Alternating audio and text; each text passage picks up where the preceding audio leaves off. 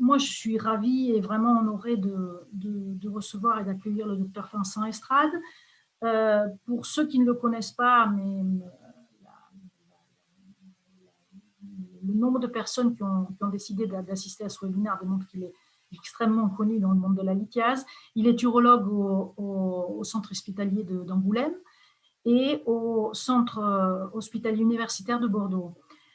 Il est aussi membre du CLAFU, président et fondateur des lithologues, qui est cette association qui, chaque année, organise le forum lithiase en fait, dans différentes régions de France, et qui rassemble des urologues, des néphrologues, des diététiciennes sur le sujet des calculs rénaux.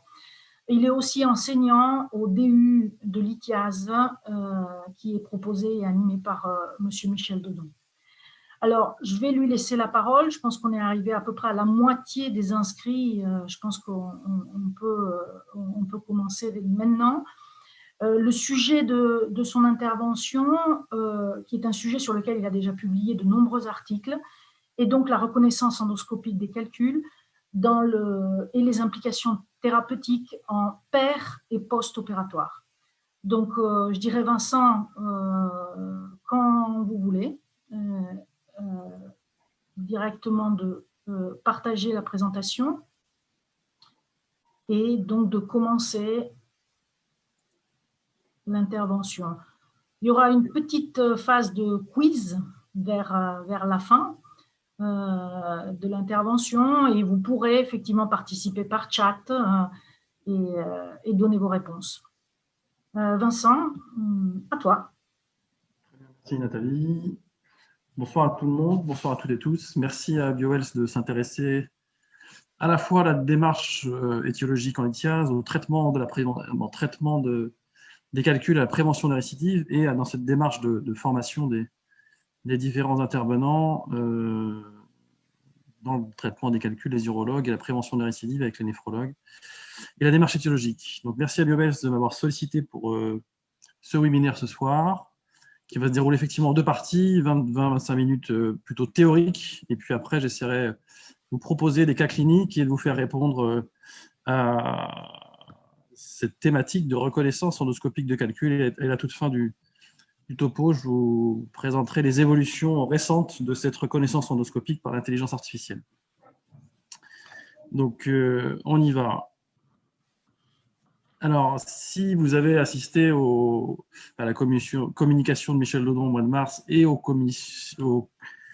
aux différentes communications de Michel Dodon, vous n'êtes pas sans savoir, ou tout du moins, vous avez compris, je pense, l'essentiel du message, qu'on n'avait pas forcément compris initialement, nous les urologues, c'est que l'examen qui a le plus de concordance diagnostique en lithiase, ce n'est pas l'examen chimique du calcul, ce n'est pas la spectrophotométrie infrarouge globale du calcul, ce n'est pas la spectrophotométrie infrarouge sélective de fragments de calcul, c'est bien l'examen morpho-constitutionnel du calcul.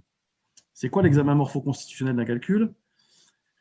C'est l'examen de ces différentes couleurs, formes de surface, bosse, aspect de rugosité, enfin c'est la description d'anatomie du calcul, à la fois en surface, à la fois une fois qu'on a coupé un calcul en deux, sur un calcul entier, parce que vous allez voir, il y a des morphologies différentes, et ces morphologies correspondent à des éléments cristallins particuliers, de calcul pur ou de calcul mixte, et ensuite le calcul est broyé en poudre, et à ce moment-là, cette poudre est analysée de façon physique par un spectrophotomètre, et c'est l'association des deux, l'analyse visuelle du calcul, morphologique, et la spectrophotométrie, qui donne la meilleure concordance diagnostique.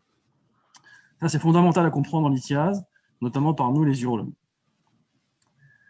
Pour illustrer ces propos, voilà le spectre de la wéwélite, l'oxalate de calcium monohydraté, un calcul très fréquent, comme vous le savez. Donc ce spectre infrarouge, c'est un résultat physique de la poudre du calcul. Là, vous avez deux images microscopiques. À gauche, ici, un calcul de wéwélite de morphologie A. Vous voyez que sa surface, elle est brune, elle est bosselée.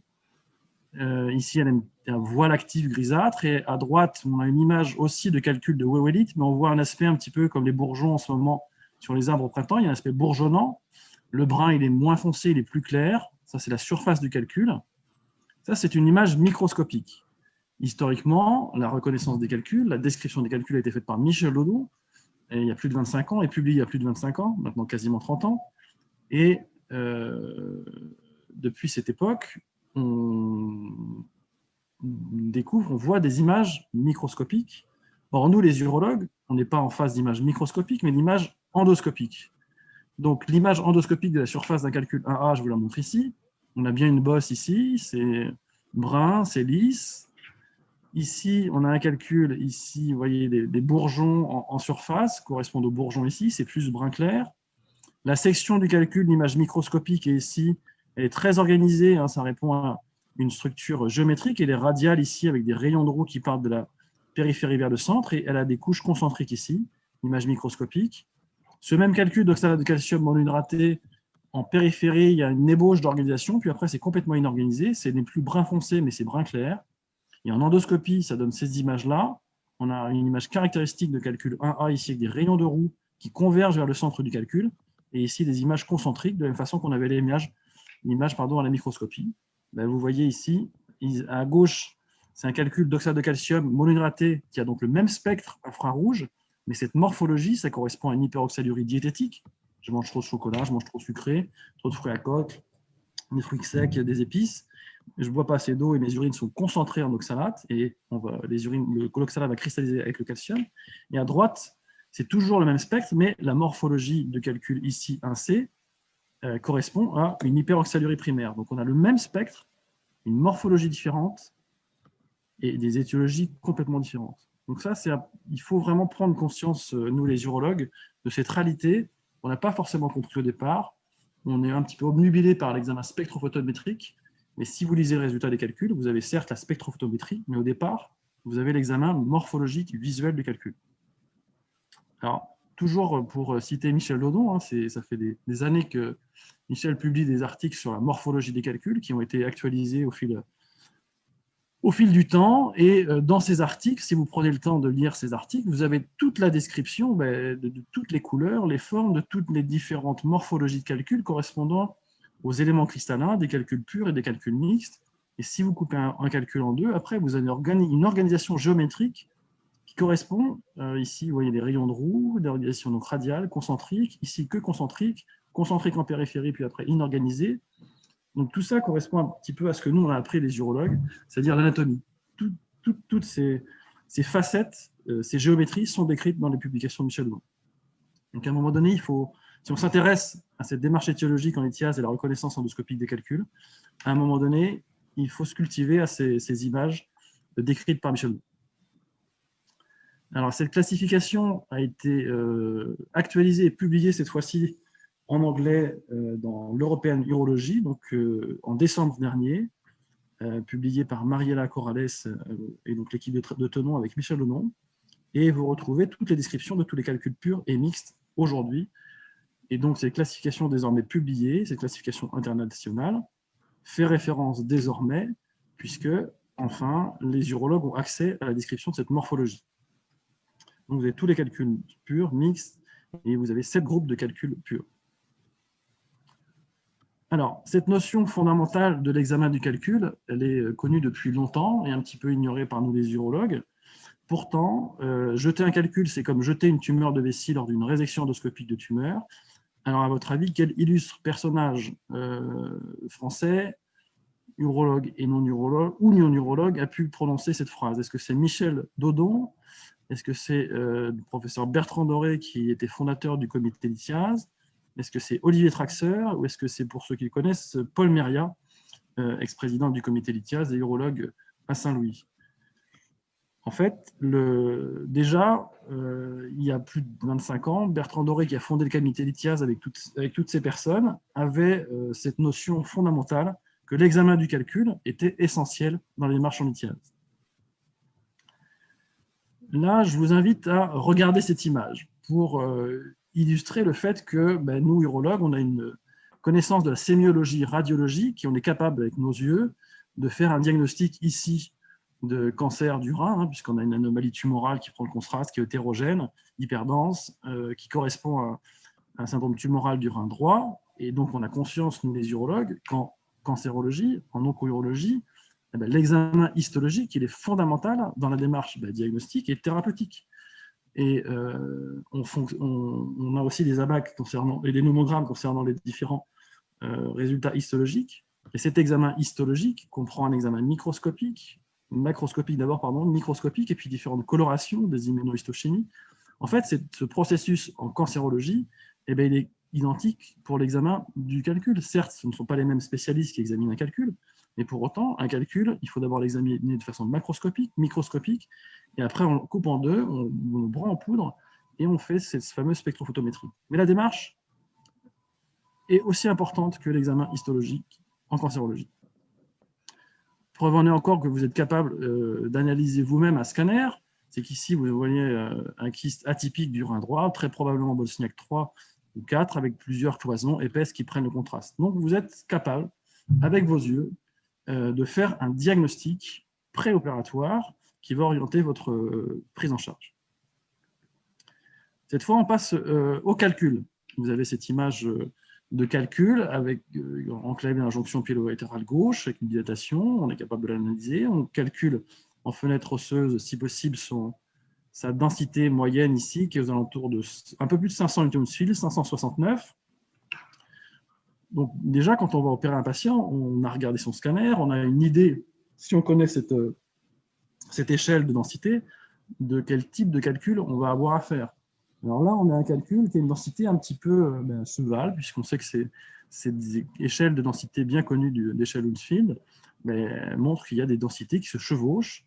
Donc il faut bien remarquer sur ce diapositive que les densités se chevauchent. Et non seulement, mais d'autre part, cette échelle qu'on connaît tous, les urologues, ne relate pas toutes les espèces cristallines de calcul et en aucun cas nous renseigne sur le fait que les calculs soient purs ou mixtes. Néanmoins, cette échelle est intéressante puisqu'elle permet une première approche diagnostique. Donc là, on est en face d'un calcul de 569 unités Hounsfield. Très bien. On décide d'opérer le patient. Alors justement, puisque le titre de la communication, c'est la reconnaissance endoscopique des calculs, vous êtes dans les cavités rénales ou la jonction du patient, vous arrivez en face de ce calcul, et quel type de calcul vous allez associer à cette image scanographique que vous avez préalablement prédiagnostiquée. En fait, ici, vous allez avoir affaire en haut, ici à gauche, à une morphologie blanche, vous voyez avec des sillons ici, un aspect de chou-fleur qui correspond à un calcul de Bruchid 4D, ici un aspect de calcul pur 2B de V d'élite qui se constitue dans un contexte d'hypercalciurie, un petit peu comme le calcul 4D, mais également dans un contexte d'hyperphosphaturie ici. Là, vous avez des spicules jaunes, très faciles à reconnaître. En bas à droite, vous avez une section de calcul 1A que je vous ai montré tout à l'heure, et ici, vous avez un calcul mixte. 1A plus 3B, ça veut dire quoi 1A plus 3B, 1 c'est le groupe de la wéwélite, 3 c'est le groupe de l'acide urique. En fait, vous avez un mélange ici, vous avez une section de calcul, une superficie 1A de calcul d'oxalate de calcium hydraté, puis après, vous avez de l'acide urique ici, jaune-orangé, poreux, de nouveau une couche ici d'oxalate de calcium, ce qui correspond au calcul qu'on a vu au scanner, puisque vous avez un calcul mixte qui mélange la densité de l'acide urique aux alentours de 300-400 newtons, et puis un petit peu d'oxalate de calcium, qui va rehausser cette densité. Donc, votre œil vous permet, en péropératoire, de faire ce diagnostic, et on verra tout à l'heure, d'avoir un impact thérapeutique immédiat post-opératoire. Alors, je vous invite à lire cet article si vous vous intéressez à la démarche diagnostique en lithiase.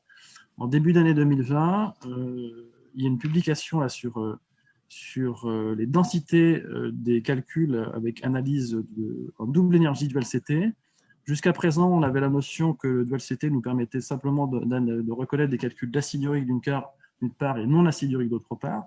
Pour autant, cet article asiatique intéressant montre qu'on peut aller plus loin désormais dans cette démarche diagnostique préopératoire avec l'analyse du scanner en dual CT, avec cette notion qui apparaît, c'est qu'on n'a pas que des calculs purs, on peut avoir des calculs mixtes, composés d'un, voire deux, voire trois éléments. Donc cet article est extrêmement intéressant. Il est intéressant dans le sens aussi où on prend conscience que les radiologues, eux aussi ont conscience que les calculs peuvent être mixtes. font cette démarche de diagnostic préopératoire et je vous invite à réfléchir que celui qui fait un diagnostic préopératoire peut éventuellement influencer la décision thérapeutique. Alors, pourquoi la reconnaissance endoscopique? Comment justifier la reconnaissance endoscopique? Cette première partie vous a expliqué la différence ou la pertinence entre la morphologie et la spectrophotométrie. Pourquoi c'est important cette reconnaissance endoscopique? Comme l'a publié Steve Loisy de l'équipe de Tenon, c'était en 2015, la publication, l'évolution de la prise en charge des calculs depuis 30 ans à l'hôpital Tenon, c'est le virage en 2006 où l'endo-urologie vient prendre la première place par rapport à la lithotricie pour le traitement des calculs. La chirurgie percutanée reste toujours stable en France et ou à Tenon. Et en fait, ce qui se passe, c'est que quasiment tous les calculs, lithotricie et urétéroscopie comprises, ici on a une image endoscopique de lithotricie extracorporelle, ici 3 images de traitement, popcorn, dusting, et puis le résultat de la poudre du calcul. Tous ces traitements, que ce soit l'endoscopie, laser ou la lithotricie, vont détruire la morphologie des calculs, puisqu'on nous a appris qu'il est essentiel d'arriver au 100 fragments pour diminuer le risque de récidive de calcul chez les patients. Donc c'est très bien, effectivement, on a un objectif thérapeutique avec des outils qui nous permettent de fragmenter de plus en plus fin, et on reviendra sur le thallium fibré tout à l'heure, donc c'est très bien. Pour autant, qu'on décide de faire une lithotricie ou une endoscopie laser, on va pulvériser, détruire la morphologie du calcul au quotidien. Donc la France a rejoint l'activité de l'hôpital Tenon 10 ans plus tard, puisqu'en 2016, et là on a les chiffres de 2018, c'est en 2016 où la courbe s'infléchit, où l'endo-urologie prend le pas sur la lithotricie pour le traitement des calculs du rein en France, avec la percutanée qui reste toujours stable. Voilà les chiffres. Alors, on nous a appris, les urologues, on sait parfaitement, je pense, désormais paramétrer nos lasers pour décider de faire du dusting. Là, c'est les travaux de Cronenberg et Traxler, du dusting, de la haute fréquence, ou de la fragmentation, ou du popcorn. Notre objectif est d'aboutir aux 100 fragments, comme on nous l'a appris. Donc, on a tous les outils aujourd'hui pour décider comment traiter nos calculs. Justement, on connaît les paramètres laser qui nous permettent de décider soit de faire du dusting, soit la fragmentation, soit du popcorn. Alors, voilà comment on peut fonctionner aussi. En fonction des sources laser, je reviens sur la diapositive précédente, on a accès aussi à la longueur de l'impulsion, soit long pulse, soit short pulse. On n'a pas toujours accès à ce paramétrage. Quoi qu'il en soit, on peut décider, ici c'est le même calcul que je traite de façon différente à chaque fois, on est en capacité, nous urologues, de décider et de régler nos paramètres laser, ici une basse fréquence, une énergie assez importante, 1,2 joules pour arriver à 6 watts, on est capable de décider ici de sectionner en calcul en deux, et avant, on a pris la précaution d'examiner sa surface, ici un petit peu bosselée, irrégulière, brun clair et brun foncé, pardon, et puis de décider de couper ce calcul en deux pour ensuite examiner sa tranche de section. On coupe ce calcul tranquillement avec cette fréquence, là le film est en accéléré, mais on prend le temps de couper ce calcul en deux pour arriver ici à sa tranche de section. Voilà, on arrive ici à sa tranche de section, qu'on va voir sur le film juste à côté. Donc ici, on a une superbe tranche de section de ce calcul. Alors certes, moi je fais ça tous les jours et je vais vous décrire ce calcul que vous ne reconnaissez pas forcément, mais on voit des couches épaisses ici, alternées, concentriques, brun clair et blanche. On avait un calcul d'une densité aux alentours de 800 unités Hounsfield, entre 700 et 800, avec un germe uréasique. Donc on a affaire, donc on est déjà dans la démarche étiologique, on confirme pendant l'intervention. On a fait un calcul 4B de carbapatite et struvite, et on va adresser un ou plusieurs morceaux de calcul également à l'examen bactériologique pour savoir s'il y a du germe dans ce calcul ou non, pour un ECB des urines pyéliques. Mais déjà, on a cette approche diagnostique et on a la validation endoscopique qu'on a bien affaire à ce calcul à germe uréasique.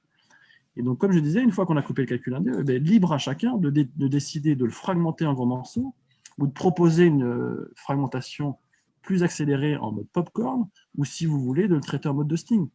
Chacun après est libre de traiter son calcul comme il le souhaite pour obtenir du 100 fragments. Mais au préalable, si vous êtes intéressé par cette démarche endoscopique en lithiase, prenez le temps, s'il vous plaît, de couper votre calcul en deux, le scier en deux. Vous pouvez le scier avec ces paramètres-là ou avec du dusting progressivement en vous infiltrant en profondeur. Libre à vous de le faire, mais pensez à le faire si vous êtes intéressé par cette démarche diagnostique. Alors, cette section ou comment si un calcul en 2, on peut le faire avec n'importe quel type de calcul, avec les mêmes paramètres. Ici, avec les mêmes paramètres, 5 Hz, 1,2 joules, on peut couper un calcul d'oxyde de calcium monohydraté 1A, ici en 2, pour arriver à cette tranche de section. Ben voilà. On peut couper aussi un calcul extrêmement dire de brochite ici 4D, mais ça aspect extrêmement blanc du phosphate de calcium qui est ici la brochite, pour arriver après à sa tranche de section. Je vous rappelle que je vous montre ici la tranche de section du calcul de brochite, avec un aspect ici radial également et concentrique comme le Mara, mais ça se voit un petit peu moins, je suis d'accord sur cette diapo. Mais quoi qu'il en soit, si on se rapproche de la périphérie du calcul, on va observer les baguettes de brochite qu'on observe sur la cristallurie. Et ici, vous avez une image de baguette de brochite sur ce calcul qui est extrêmement caractéristique. La même chose d'un calcul un peu plus friable, un calcul 2B de V d'élite, mais vous pouvez le casser en 2 sans aucune difficulté.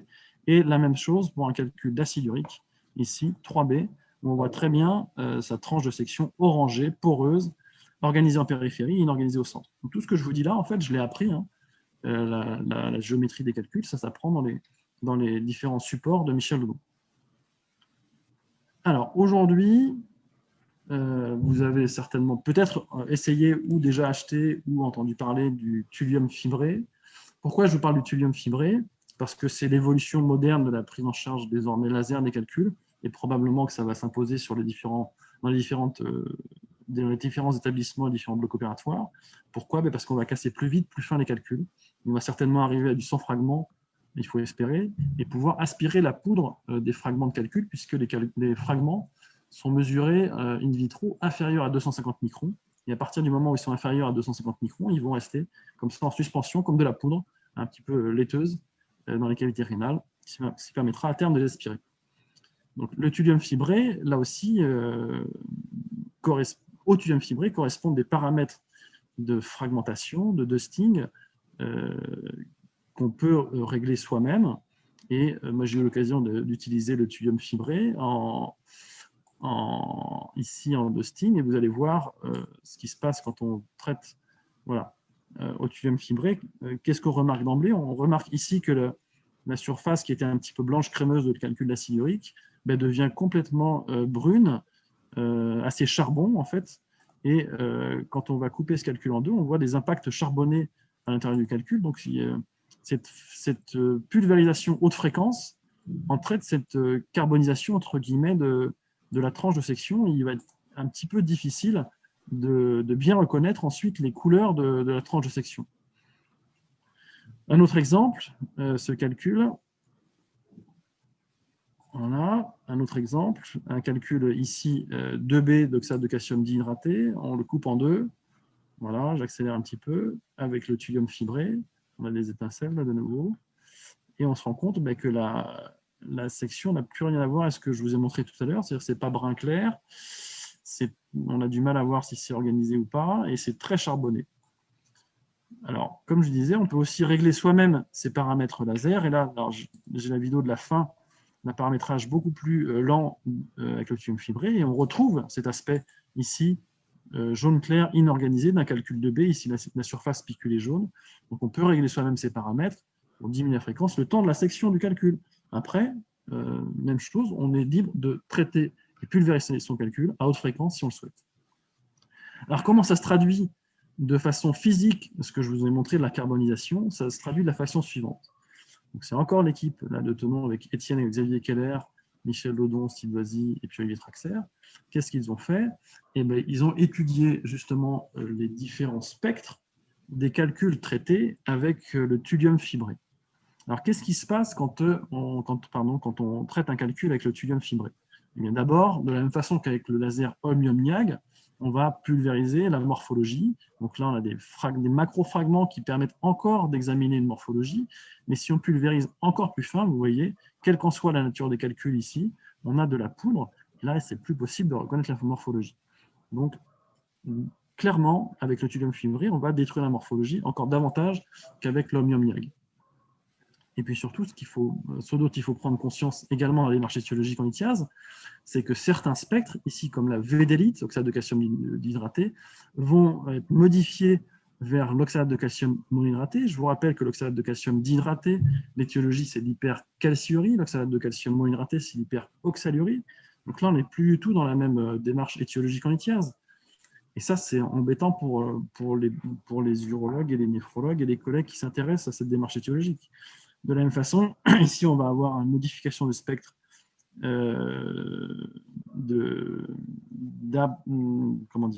d'apatite, excusez-moi, en carbapatite, et ici de bruchite en carbapatite. Alors, la différence n'est pas très importante, mais pour autant, la carbapatite, oui, on peut en avoir dans un contexte d'hypercalciurie, mais la bruchite, donc l'hypercalciurie peut se voir dans un contexte diététique, mais la bruchite, c'est quand même assez rare dans un contexte diététique, on a souvent affaire à un contexte métabolique, une hyperparathyroïdie, un diabète phosphaté. Donc, il faut prendre conscience de cet impact diagnostique qu'on introduit avec le thulium fibré. Je n'ai pas dit que le thulium fibré n'était pas bien, c'est super, ça va nous permettre enfin on espère, de proposer aux patients un traitement sans fragments. Pour autant, ça justifie encore davantage cette démarche de reconnaissance endoscopique des calculs, sinon on entame vraiment la démarche diagnostique. Et la conclusion de cet article, ce n'est pas moi qui le dis pour une fois, c'est le rôle essentiel de la reconnaissance des calculs avant leur destruction. Alors, où est-ce que vous pouvez trouver des images sources endoscopiques des différentes images correspondantes à la microscopie de Michel Lodon? Ce premier article qu'on avait publié tout simplement dans Progrès FMC, vous avez sur le même support à la fois la description anatomique de la surface, de la section du calcul, mais aussi ses étiologies, et de façon concordante des images microscopiques de la surface, de la section, et des images endoscopiques. Donc c'était une première publication toute simple, où on a choisi nous-mêmes, Michel Lodon et moi, des images correspondantes le plus possible à la réalité des images microscopiques. Donc, dans cet article facilement accessible, vous avez sur le même support une description et des images. Voilà, il faut faire l'effort si vous êtes intéressé par cette démarche, mais je vous encourage à lire cet article. Ensuite, Christophe Bergot, qui est urologue, qui était urologue chef de clinique à Bordeaux, a fait ce travail avec les internes où il leur proposait des images endoscopiques que je fournissais. Et de façon méthodologique et statistique, on a montré que les chefs de clinique reconnaissaient un petit peu plus facilement les images des calculs les plus fréquents que les internes. L'explication, on ne l'a pas, mais vous trouvez dans cet article-là aussi des images sources facilement interprétables des calculs les plus fréquents que vous allez rencontrer. Et enfin, a été publié en décembre dernier dans le British Journal of Urology, notre travail avec Michel Lodon sur 3 ans de calcul, plus de 400 calculs, où on a étudié notre concordance diagnostique, à la fois microscopique et de mon côté endoscopique, avec un contrôle de la spectrophotométrie. On a proposé ce travail de concordance à un mathématicien qui est ici M. Benoît-Denis de Senneville, qui a permis de ressortir des chiffres significatifs concernant la reconnaissance endoscopique des calculs 1A ou 1B, 2A ou 2B, 3A ou 3B, 4A de carbapatite, 4B de carbapatite et struvite, 4C de struvite, 5A de cystine. Alors vous me direz, le calcul 5A de cystine, oui, on peut le reconnaître, mais on va surtout le reconnaître à l'odeur. Mais néanmoins, les images ont été validées et vous avez là aussi une ressource, alors c'est de l'anglais, c'est plus du français, mais des images caractéristiques endoscopiques, ici d'un calcul 1E. Un E, c'est un calcul d'oxalate de calcium monohydraté, donc avec le même spectre que la wawélite, mais lié ici, cette fois, non pas à une hyperoxalurie de concentration, mais une malabsorption intestinale, et ces images caractéristiques, ici d'aspect de semoule, des calculs. Alors c'est assez rare, mais néanmoins, si vous passez à côté de cette reconnaissance endoscopique, vous passez à côté du diagnostic de malabsorption. Donc, idem pour les calculs ici de carbapatite. Enfin, vous avez plusieurs exemples accessibles, caractéristiques sur lesquels vous pouvez vous former. Donc, voilà pour cette première partie très théorique pour justifier l'importance de la reconnaissance endoscopique des calculs. Alors, ce n'est pas simple, il faut prendre du temps, c'est certain, mais vous commencez à avoir des supports accessibles pour faire cette étape si vous le souhaitez. Moi, ce que je voudrais savoir, c'est si effectivement les différents participants ont bien conscience de la différence et la complémentarité entre cet examen morphologique du calcul et l'examen spectrophotométrique du calcul. À Roubaix aussi, c'est un élément que nous décrivons dans nos comptes rendus opératoires, en fait. Ça, c'était, je pense, Grenoble, qui disait que c'est un élément qu'ils décrivent régulièrement dans leurs comptes rendus opératoires. Parfait, c'est effectivement ce qu'on verra à la fin du topo. C'est ce que je vais proposer après, effectivement, c'est de décrire ce que vous voyez, même si ce n'est pas le résultat exact du calcul à la fin. Ça vous permettra de garder une trace de ce que vous relirez après du compte-rendu du biologiste. Et surtout, est-ce que vous faites aussi des photographies? Est-ce que vous avez moyen d'archiver des photographies ou des fils de vos endoscopies, de vos calculs? Alors, avant ça, Vincent, on a eu quelques urologues, effectivement, dans différentes régions qui ont dit que c'est ce qu'ils décrivaient en compte-rendu opératoire. Il y a l'avis d'un néphrologue qui dit oui, ma réponse est oui, mais la difficulté en local, en Haute-Savoie, et de se faire communiquer les impressions visuelles de l'urologue ou même d'avoir des photos, ce qui est difficile quand après c'est parfois le néphrologue qui reçoit le patient par la suite et qui n'a pas forcément toutes les informations nécessaires. Oui, c'est une réalité. Aujourd'hui, ça fait 2-3 ans, 3-4 ans qu'on commence à parler de cette importance-là de la description endoscopique des calculs, parce que ce qu'il faut bien comprendre, c'est qu'on ne peut pas revenir en arrière. Une fois qu'on a pulvérisé le calcul, ben, c'est trop tard, on ne peut pas revenir sur cette morphologie. Alors, voilà, le patient éventuellement va récidiver, peut-être qu'il a plusieurs calculs. D'accord, mais cette morphologie et la prise de conscience du fait que pour un même élément cristallin, on a des morphologies différentes, donc des causes différentes. Ça, on ne l'a pas expliqué. Alors moi, je n'avais pas compris, peut-être à l'époque. Maintenant, j'ai compris, c'est clair. J'essaie de le transmettre. Et c'est fondamental, en fait. Ce d'autant plus, et on va y venir après sur la suite du topo, c'est qu'au quotidien, ce qu'il faut bien aussi, ce dont il faut bien avoir conscience, c'est que la moitié des calculs sont mixtes. On va y revenir après. Un médecin demande s'il est réalisable de faire systématiquement des photos en paire opératoire afin d'adresser au néphrologue le patient muni des photos, ce qui permettrait vraiment d'améliorer les choses. Quelqu'un a l'air de le faire déjà avec le téléphone portable, en fait, quasiment. Donc, écoutez, alors moi,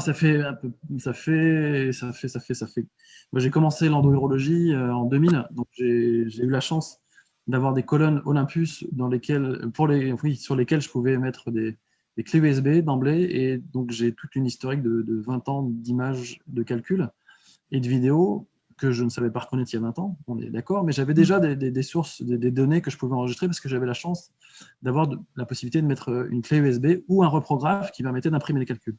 Donc systématiquement, depuis 20 ans, je garde des images. Mais ce n'est pas la seule façon. Aujourd'hui, il y a des systèmes modernes qui permettent aussi aux colonnes d'être reliées au PACS ou à l'informatique des établissements. Et tout simplement, il y a plus simple aussi. Alors, le reprographe sur la colonne, c'est pas mal, hein, parce que ça permet d'avoir une image de très bonne qualité imprimée sur une petite vignette. Et ça, après, vous pouvez le scanner et le mettre dans vos dossiers informatiques. Et puis, la semaine dernière, j'ai fait un webinaire. Non, il y a 15 jours, j'ai fait un webinaire à des collègues algériens. Et j'ai fait un webinaire de façon conjointe sur la démarche diagnostique dans la même thématique. Et j'ai un collègue algérien avec qui j'ai communiqué après. Lui, en fait, il fait des photos avec son portable depuis 2014. Donc, je ne suis pas le premier à l'avoir fait. Et il y a d'autres urologues qui font des photos de calcul de surface et de section. Alors, ce n'est pas la qualité des images de la clé USB, de la colonne, des images numériques. Pour autant, les téléphones portables et smartphones ont une très bonne réalisation. Ont une très bonne discrimination des différentes couleurs et des morphologies. Et avec le temps, les appareils portables sont de meilleure qualité. Et donc, oui, vous pouvez faire des images avec vos téléphones portables si vous voulez. L'important, c'est de garder des traces de cette surface et cette section dans la démarche étiologique. Après, voilà, on ne peut pas demander à tout le monde de prendre du temps pour mettre une clé USB, après le mettre dans son ordinateur, comme je fais. Mais déjà, si vous avez des photos et que vous avez le moyen de les archiver, ça vous permet d'avoir cette traçabilité essentielle. Et ça permet de vous cultiver votre œil aussi, c'est-à-dire que quand vous allez voir le compte-rendu papier du biologiste, eh ben, si vous avez la photo en face de ce que vous avez décrit, vous, ou pas compris, ou compris, eh ben, vous faites des associations d'idées qui renforcent votre compréhension ou vous font aller plus loin dans votre incompréhension et vous permettent de vous guider.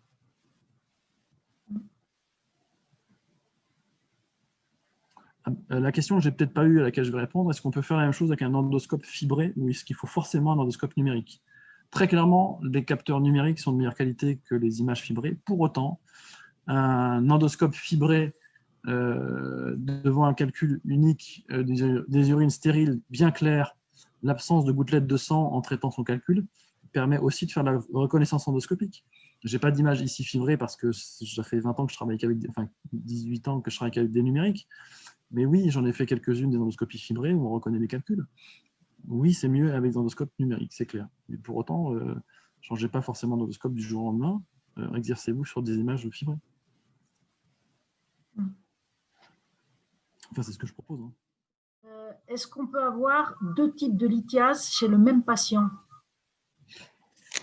Alors, on peut avoir 2 types de calculs ou plusieurs types de calculs chez un même patient. Oui, on peut trouver, cet après-midi, j'ai fait, alors ce matin, j'ai fait 2 chirurgies percutanées, cet après-midi, j'ai fait une urétéroscopie d'un patient chez lequel je partais dans un esprit de calcul mixte, on reverra tout à l'heure, 1A plus 3B, c'est-à-dire oxalate de calcium monohydraté et acide urique parce que c'est un patient diabétique, obèse. Et puis finalement, je suis arrivé sur un patient qui avait des plaques de Randall et à la fois des calculs purs d'oxalate de calcium monohydraté 1A, à la fois des calculs purs d'oxalate de calcium d'hydraté 2B et des calculs mixtes 1A plus 2B sur plaque de Randall. Pourquoi? Parce que dans le cadre de la plaque de Randall, du défaut d'hydratation, on associe une hyperoxalurie, une hypercalciurie intermittente. Donc en fonction, on va trouver des calculs purs d'une ou deux natures, voire des calculs mixtes de cette nature. D'autre part, aussi, donc on peut avoir chez le même patient ces 3 types de calculs dans le cadre de plaque de Randall, du 1A, du 2B et du 1A plus du 2B, avec un noyau catrate carbapatite accroché sur la plaque de Randall qui est du phosphate de calcium. Donc, premier élément de réponse. Deuxième élément de réponse, si vous trouvez chez un patient plusieurs types de calculs différents, plus de 3 types de calculs différents, re-regardez son scanner, regardez ses papilles rénales. Probablement que Michel Lodon vous l'a expliqué ou pas, mais sinon je vous le dis. Et dans le cadre de la maladie de Kakirichi, en ectasie précalicielle, vous pouvez avoir tous les types de calculs chez le même patient, tous les types de calculs. Donc quand il y a un polymorphisme de morphologie et d'examen spectrophotométrique de calcul, posez-vous la question du Kakirichi, regardez vos images de scanner et celles des papilles rénales si vous avez la possibilité de faire une endoscopie de patients qui ont un Kakirichi. Même autre exemple de calcul mixte, de calcul de nature différente chez un patient, c'est ce que je viens de citer, les patients qui ont un syndrome métabolique ou un diabète, où vous trouverez des calculs 1A ou 3B ou un mélange de 1A 3B. Donc la notion qu'on avait historique ancienne de dire un patient fait qu'un seul type de calcul, ben, en fait, on en revient en fait. C'est maintenant qu'on a cet accès, cette connaissance des images péropératoires, on voit les choses différemment. De la même façon, on découvre les papilles, c'est une autre façon de faire son travail. Alors vous avez compris, ça me passionne.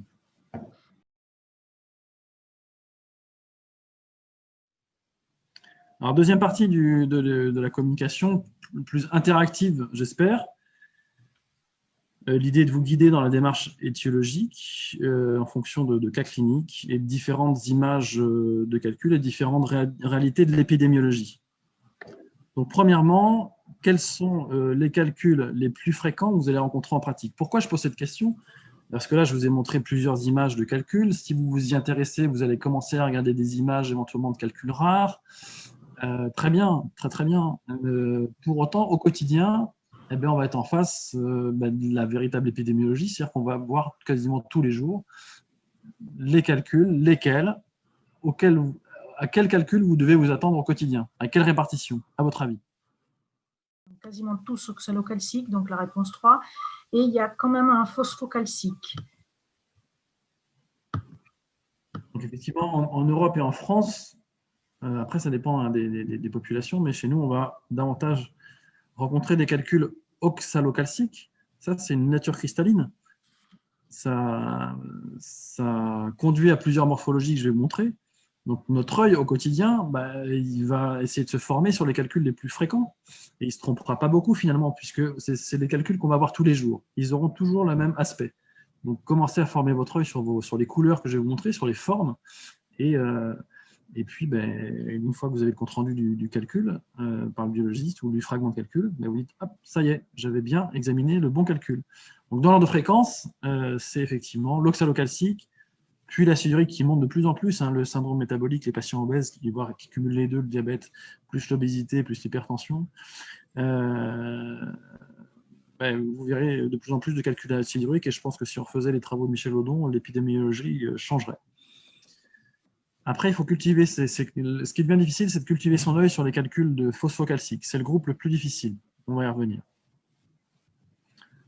Ensuite, si vous avez écouté Michel Lodon et si vous avez commencé à lire ou vous impliquer dans la démarche étiologique et la morphologie des calculs, dans ces types morphologiques, je vous rappelle, il y a 7 types morphologiques avec à chaque fois des chiffres romains et après une minuscule.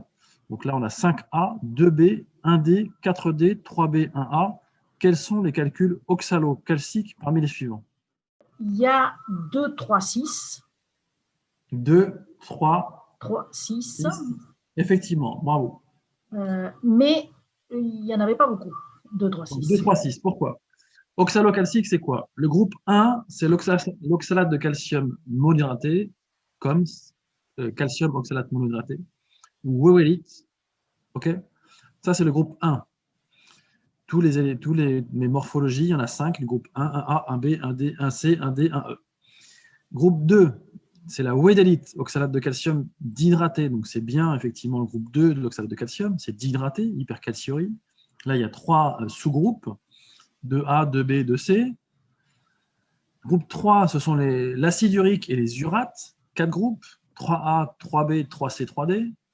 Après, plus difficile, les calculs de phosphate de calcium ou les calculs de phosphate non calcique, comme la struvite. Donc là, il y a 4A carbapatite, c'est 4A1. 4A2, c'est de la carbapatite aussi, mais c'est lié à une acidose tubulaire. C'est une morphologie très particulière. Je vous laisse regarder les images, découvrir les images sur les différents supports que je vous ai donnés. Le 4A1, A2, le 4B. Le 4B, c'est l'association de la carbapatite et la struvite. Le 4C, c'est la struvite pure. Et le 4D, on va y revenir tout à l'heure, la bruchite. Tout ça, c'est du phosphate, soit calcique, ou du phosphate ammoniaco-magnésien, mais c'est plus l'oxalocalcique. Le groupe 5, c'est la cystine. On a 2, 5A, 5B. Groupe 6, alors groupe 6, ce sont les calculs, les autres calculs, en fait. Les autres calculs.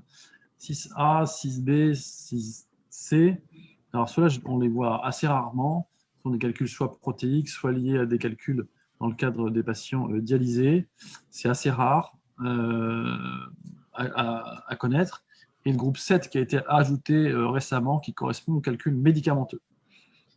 Voilà, mais les calculs oxalocalciques, c'est groupe 1, groupe 2. Donc là, on a 1A, oxalate de calcium monohydraté, hyperoxalurie de concentration. 1D, oxalate de calcium monohydraté lié à une stase urinaire, comme des calculs dans le diverticule ou dans le cas d'un syndrome de jonction, ou des calculs qui peuvent être accumulés au fond d'un calice inférieur avec un angle pyélo-calicien inférieur très très aigu, avec une tige très très longue qui favorise la stase urinaire et le développement de calcul 1D. Mais clairement, si vous avez un calcul 1A sur un diagnostic éventuel de jonction pour lequel vous hésitez, mais vous trouvez un calcul 1A, c'est qu'a priori la jonction n'est pas en lien, puisqu'il n'y a pas de facteur morphologique d'obstruction. Donc bien pour la réponse 2, 3, 6. Bravo. Alors, Vincent, il y avait aussi, alors il y a des demandes que je garde pour après parce qu'elles ne sont pas liées exactement à ça, donc on les met de côté, ne vous inquiétez pas, on les a vues. Une personne nous dit, mais en fait, le savoir, ça apporte peu parce que le compte-rendu de l'ASPIR va nous donner ces informations. Est-ce qu'elle donne toujours ces informations, le compte-rendu de l'ASPIR? Non, c'est ce que je disais tout à l'heure. C'est que l'ASPIR, c'est un examen semi-quantitatif de la poudre de ce qu'on a donné au laboratoire. On va revenir sur un exemple tout à l'heure. Je vais essayer de répondre clairement à cette question tout à l'heure parce que l'ASPIR ne donne pas toutes les informations étiologiques. Et vous allez, j'espère, avec l'exemple que je vous montre tout à l'heure, comprendre pourquoi l'ASPIR, en fait, l'ASPIR ne donne que les éléments de ce qu'on donne au laboratoire. Okay. et donne pas les informations étiologiques qu'on a pu voir en péropératoire. Et je vais vous montrer un exemple tout à l'heure. Alors, pour les prochaines questions, si c'était possible, pour nous faciliter de compter en fait les réponses, si vous donnez le numéro de la réponse, c'est plus facile, comme ça on essaie de les compter plus facilement. Je vous en prie.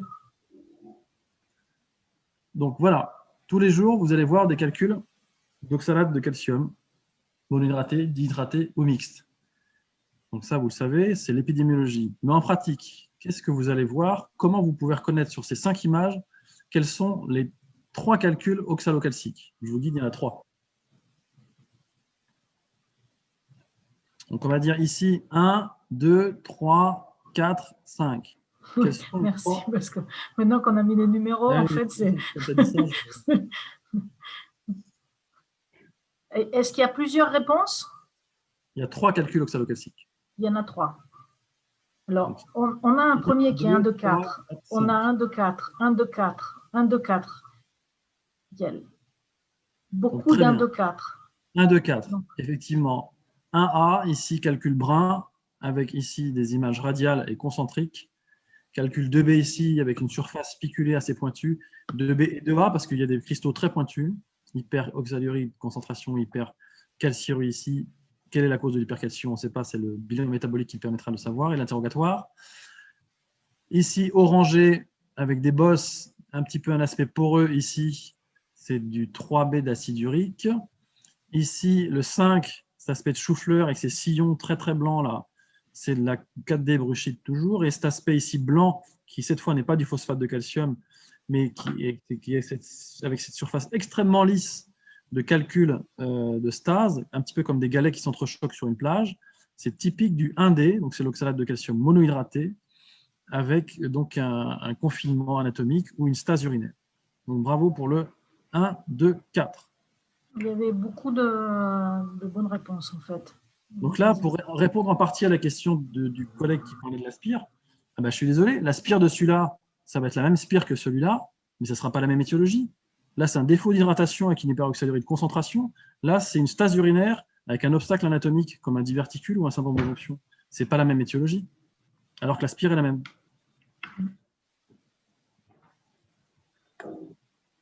Voilà. Alors, les calculs, donc, là, vous pouvez trouver dans cette communication les différentes images auxquelles vous allez avoir affaire au quotidien.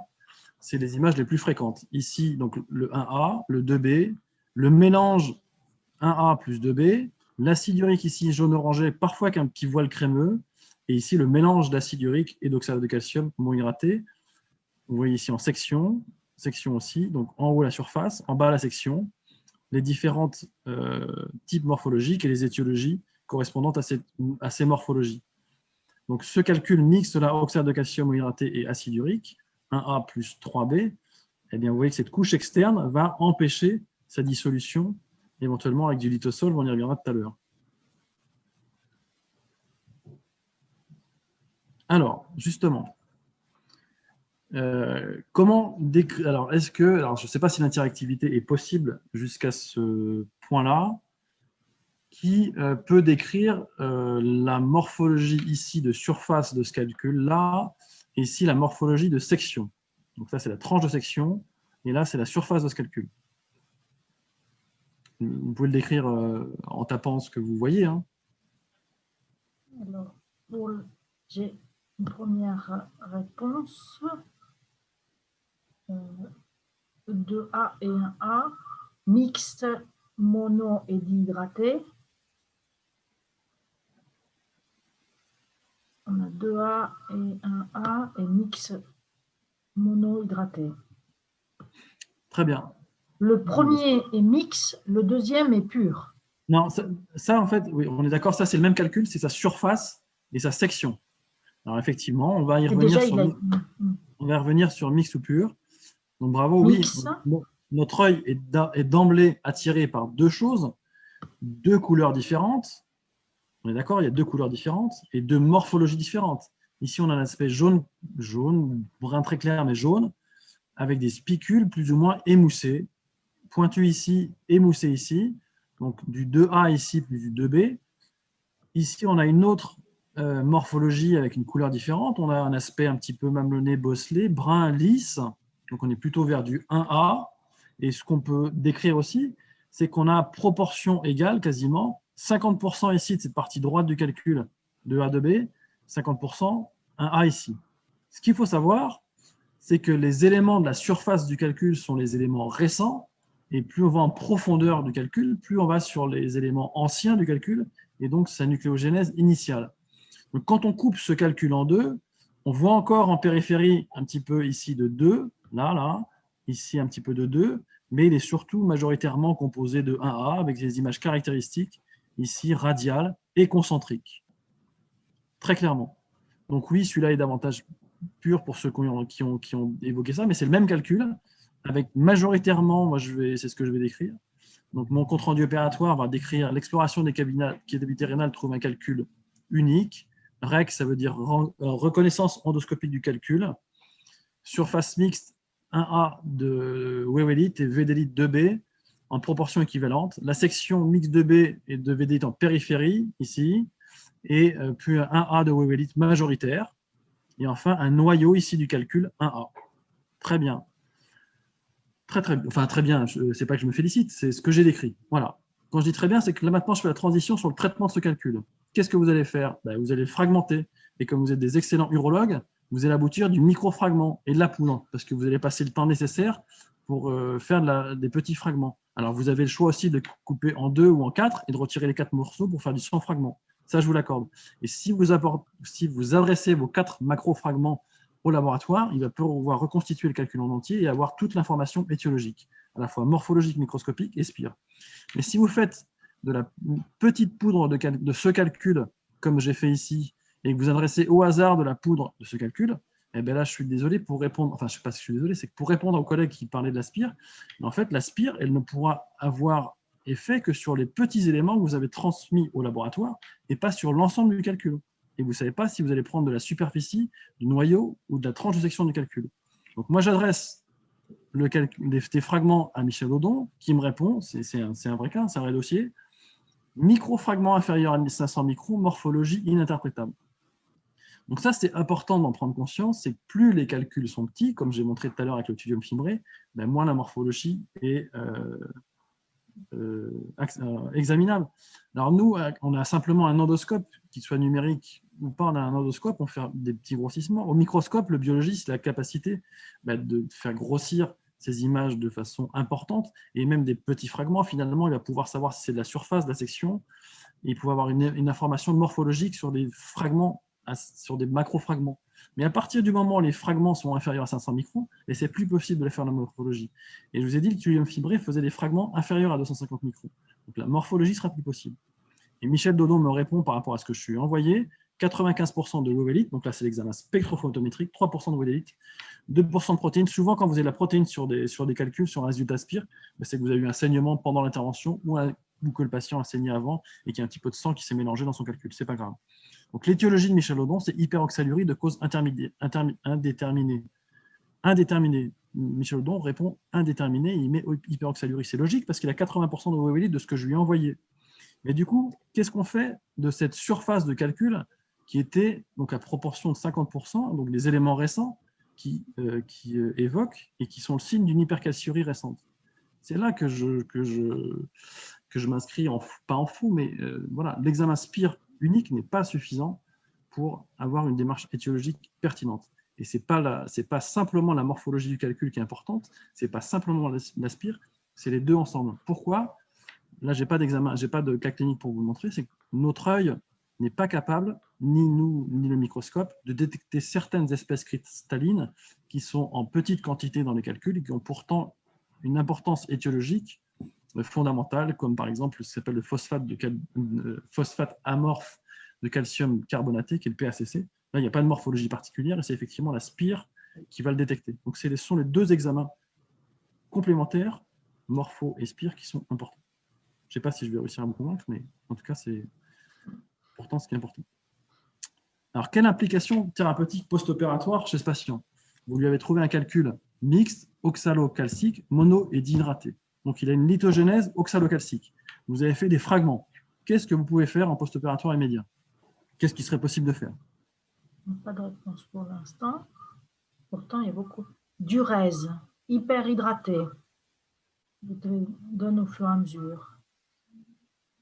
Hydratation, régime, citrate de potassium. C'est pas moi qui l'ai dit. Contrôler les apports en sel, avis diète. Bilan métabolique, Pardon? Bilan métabolique. des débrouillages, Hydratation, mais attendre au moins un mois avant un bilan métabolique. Donc, oui, c'est parfait. Effectivement, c'est… Avant tout, il faut faire un bilan métabolique. Plus de 70 personnes où tout le monde est d'accord avec les propositions. Toutes les réponses sont bonnes, en fait. Toutes les réponses sont bonnes, effectivement. En post-opératoire immédiat, si vous avez pu faire la photo de ce calcul quand vous allez voir votre patient en post-opératoire, moi en ambulatoire, même, enfin, voilà, tous les jours, je leur montre les photos de leurs calculs et je leur explique ce que j'ai vu et pourquoi ils font ça. Et vous verrez que si vous commencez à faire ça, votre façon de travailler sera différente et le patient va lui aussi davantage comprendre l'impact de sa diététique sur la fabrication de son calcul et vous allez lui montrer les images qui correspondent à sa diététique. Donc oui, ce patient, c'est clair, il faut qu'il s'hydrate davantage pour diluer ses urines afin de diminuer son seuil de cristallisation, pour diminuer son hyperoxalurie, son hypercalciurie de concentration. Certes, il va falloir qu'il boive davantage d'eau pour avoir des urines bien claires, on est d'accord. Effectivement, il va falloir attendre quelques semaines pour lui faire un bilan, demander un bilan métabolique. Il faudra qu'il ait un bilan métabolique parce qu'il faut comprendre pourquoi il a cette hypercalciurie récente. Est-ce que c'est lié à sa diététique, au fait qu'il mange trop salé? Et vous avez bien posé la réponse de lui dire de manger moins salé, c'est certain. C'est le bilan métabolique qui nous permet, l'interrogatoire et le bilan métabolique qui permettront de nous guider vers cette étiologie d'hypercalciurie récente si elle est confirmée par le bilan. Très bien. Donc, vous avez dit hydratation. Oui, bien sûr, il faut s'hydrater.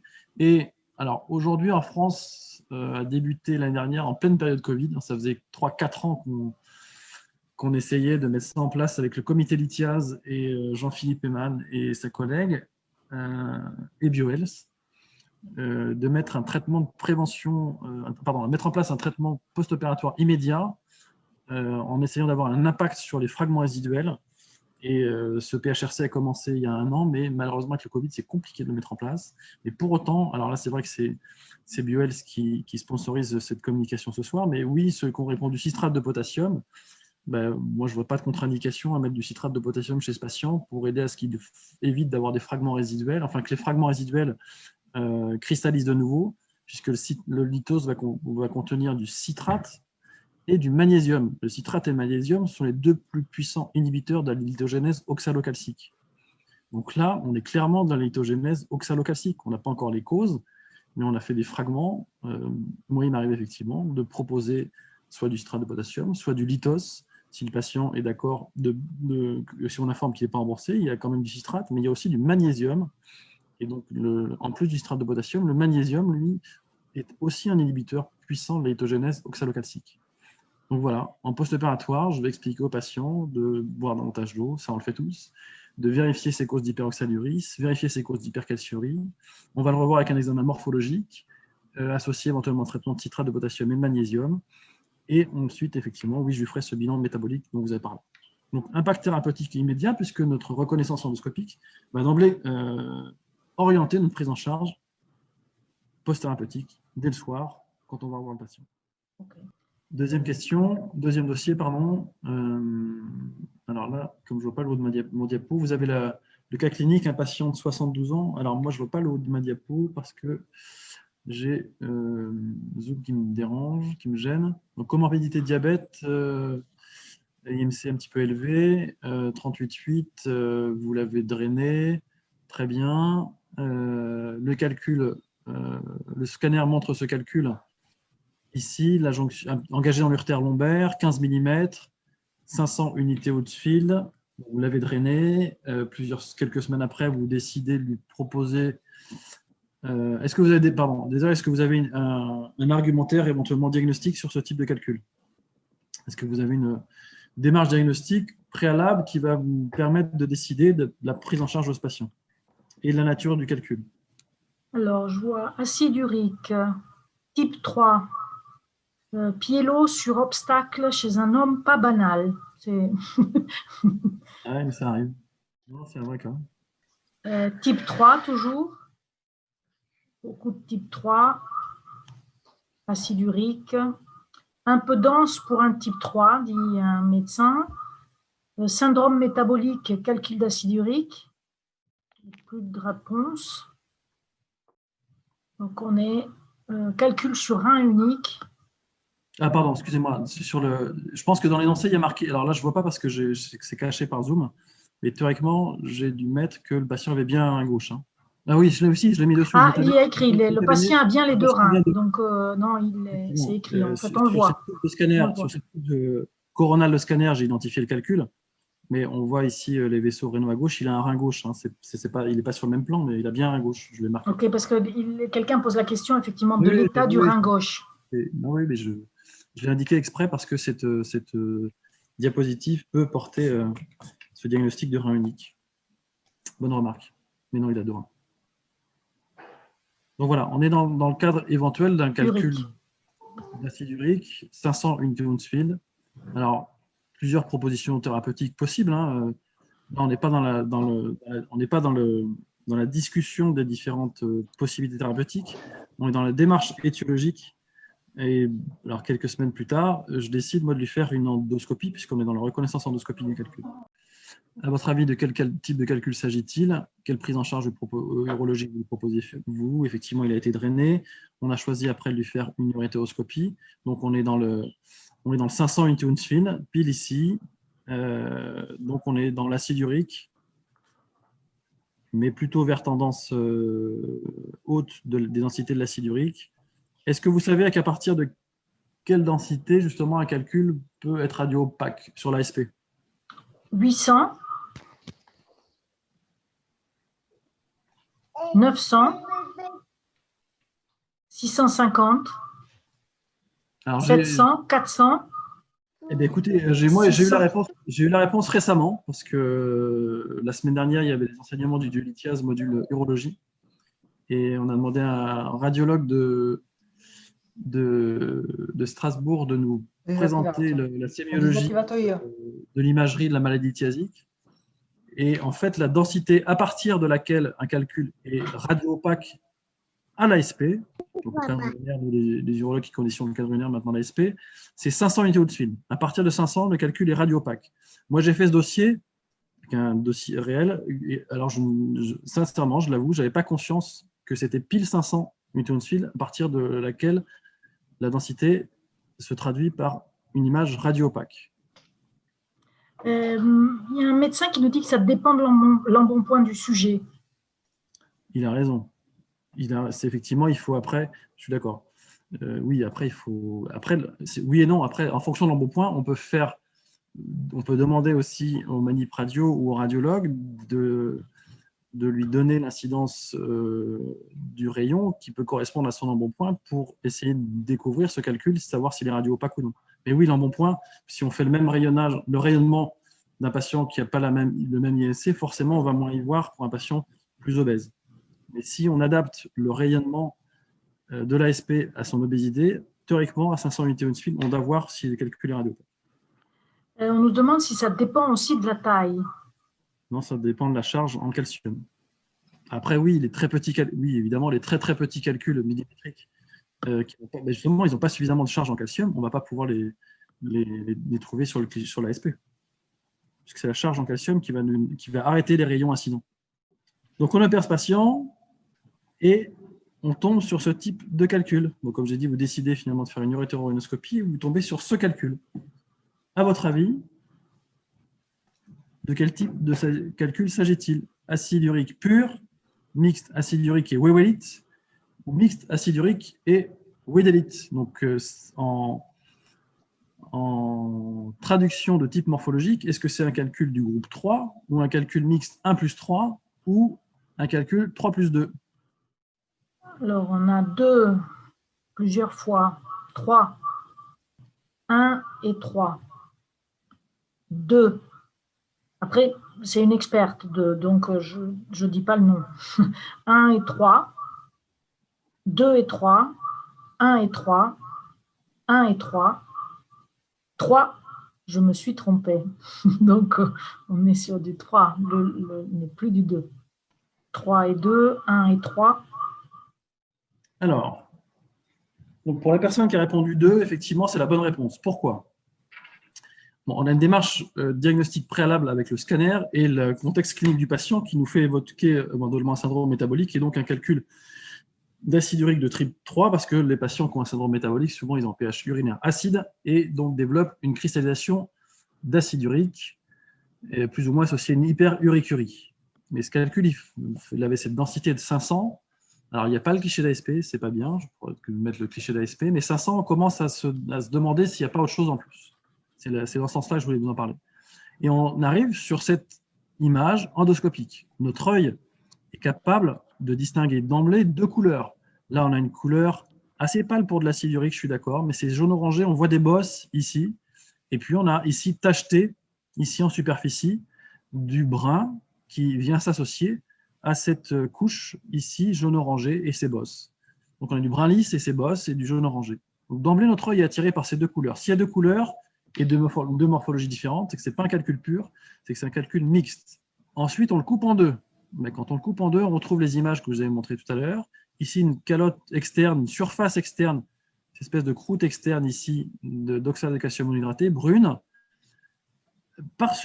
ici surmontée par une couche acide urique 3B qu'on retrouve ici puisqu'elle est au-dessus d'oxalate de calcium, donc accessible éventuellement à une alcalinisation urinaire, mais en dessous, on va se heurter à cette couche d'oxalate de calcium qui va empêcher la dissolution complète du calcul. Entre les 2 couches ici d'oxalate, on a de nouveau du jaune-orangé poreux de l'acide urique et le centre du calcul, c'est poreux inorganisé de l'acide urique. On se rapproche un peu plus, donc là c'est un fragment de calcul ici, on se rapproche un peu plus, et bien on a ces couches alternées, oxalate de calcium 1A, acide urique, oxalate de calcium, ces couches enchevêtrées les unes sur les autres. Donc ça c'est assez typique, je dirais, des calculs des patients obèses et diabétiques. Vous allez, si vous vous intéressez maintenant à cette démarche, de plus en plus, vous allez rencontrer ces calculs mixtes. Et j'insiste, à partir du moment où la densité commence à s'élever au-dessus de 450-500, ben, regardez vos calculs, vous aurez affaire, je pense, à des calculs mixtes. Une fois que vous avez pulvérisé ce calcul, quelle va être votre prise en charge urologique par la suite? C'est-à-dire, quel va être votre impact immédiat, votre implication thérapeutique post-opératoire chez ce patient que vous avez opéré de ce calcul que vous avez découvert mixte, une fois que vous l'avez fragmenté. Le faire boire et alcaliniser. Alcalinisation, citrate de potassium, alcalinisation toujours. Donc hydratation, alcalinisation, citrate de potassium, alcalinisation et boisson. Eh bien oui, d'un point de vue, effectivement, toutes les réponses sont bonnes. Les réponses sont concordantes, cohérentes et bonnes, forcément. Effectivement, d'un point de vue théorique. Il y a Vichy aussi, l'eau de Vichy, l'allopurinol, la cure de Durez. Ah, c'est bien, parce qu'on a des réponses multiples, donc on va pouvoir argumenter. Il y a du Litos Dissolve qui arrive d'Algérie. Ça, c'est bien du... Qui est l'équivalent du Litos Solve, en fait, français. Donc, voilà, toutes les réponses. Effectivement. Donc, on a fragmenté ce calcul en microfragments de nouveau. Donc, on va se retrouver dans les cavités rénales du patient. Donc, on va adresser quelques fragments au laboratoire pour l'examen complémentaire de l'examen visuel, on est d'accord? Et on va se retrouver chez un patient qui aura de multiples fragments mixtes d'oxalate de calcium et d'acide urique, des petits fragments. Donc, oui, bien sûr, cure de Durez, oui, pour éliminer les fragments, que ce soit de l'acide urique ou de l'oxalate de calcium, la cure de Durez va être efficace. Tout à fait d'accord. Oui, l'alcalinisation, ben oui, parce que du coup, là, on aura entamé la surface du calcul, on aura pulvérisé les fragments. L'acide urique qui était en profondeur, il est désormais accessible à la dissolution par l'alcalinisation. Tout à fait. Donc, c'est pour ça que ce patient, moi, je mets en route, alors en l'absence de germes urinaires et en l'absence d'insuffisance rénale, je vais mettre en place du citrate de potassium. Est-ce que vous connaissez les doses à partir de lesquelles de citrate quotidienne on peut alcaliniser? Après, je vais répondre concernant la Vichy et l'allopurinol. Est-ce que vous connaissez les doses efficaces à partir desquels on peut modifier le pH urinaire? 8 grammes. On attend les réponses et on est à 8. Certains ne savent pas. 8, 6 grammes, 10 à 20 milli-équivalents en 3 prises, 4 grammes. Certains s'interrogent, en fait, ne savent pas la dose. 6, 5 à 12 grammes. De Michel Lodon et des différents physiologistes, à partir de 4 grammes, on peut modifier le pH urinaire. Donc le citrate de potassium, il a 2 actions. Il est chélateur du calcium urinaire. 3 actions. Il est chélateur du calcium urinaire. Il va être aussi inhibiteur de la croissance du calcul. Troisième chose, une partie du citrate va être métabolisée par le foie et par le rein en bicarbonate. Donc c'est là que son action d'alcalinisation urinaire va entrer en jeu. Donc ça, c'est à partir de 4 grammes. Après, la dose à adapter, au-delà de 4 grammes, c'est en fonction du pH urinaire obtenu. Est-ce que vous connaissez le pH urinaire à partir duquel il n'y a plus aucun cristaux d'acide urique à la cristallurie? 5,5, 7, 7,5, 6,5, 7,2, 7, 6,5. Donc, 7. effectivement, si on en croit les physiologistes et les publications, 6,5. À partir de 7, à pH urinaire 7, en théorie, il n'y a plus aucun cristaux d'acide urique dans les urines. Théoriquement, l'acide urique est dissous à pH urinaire 7.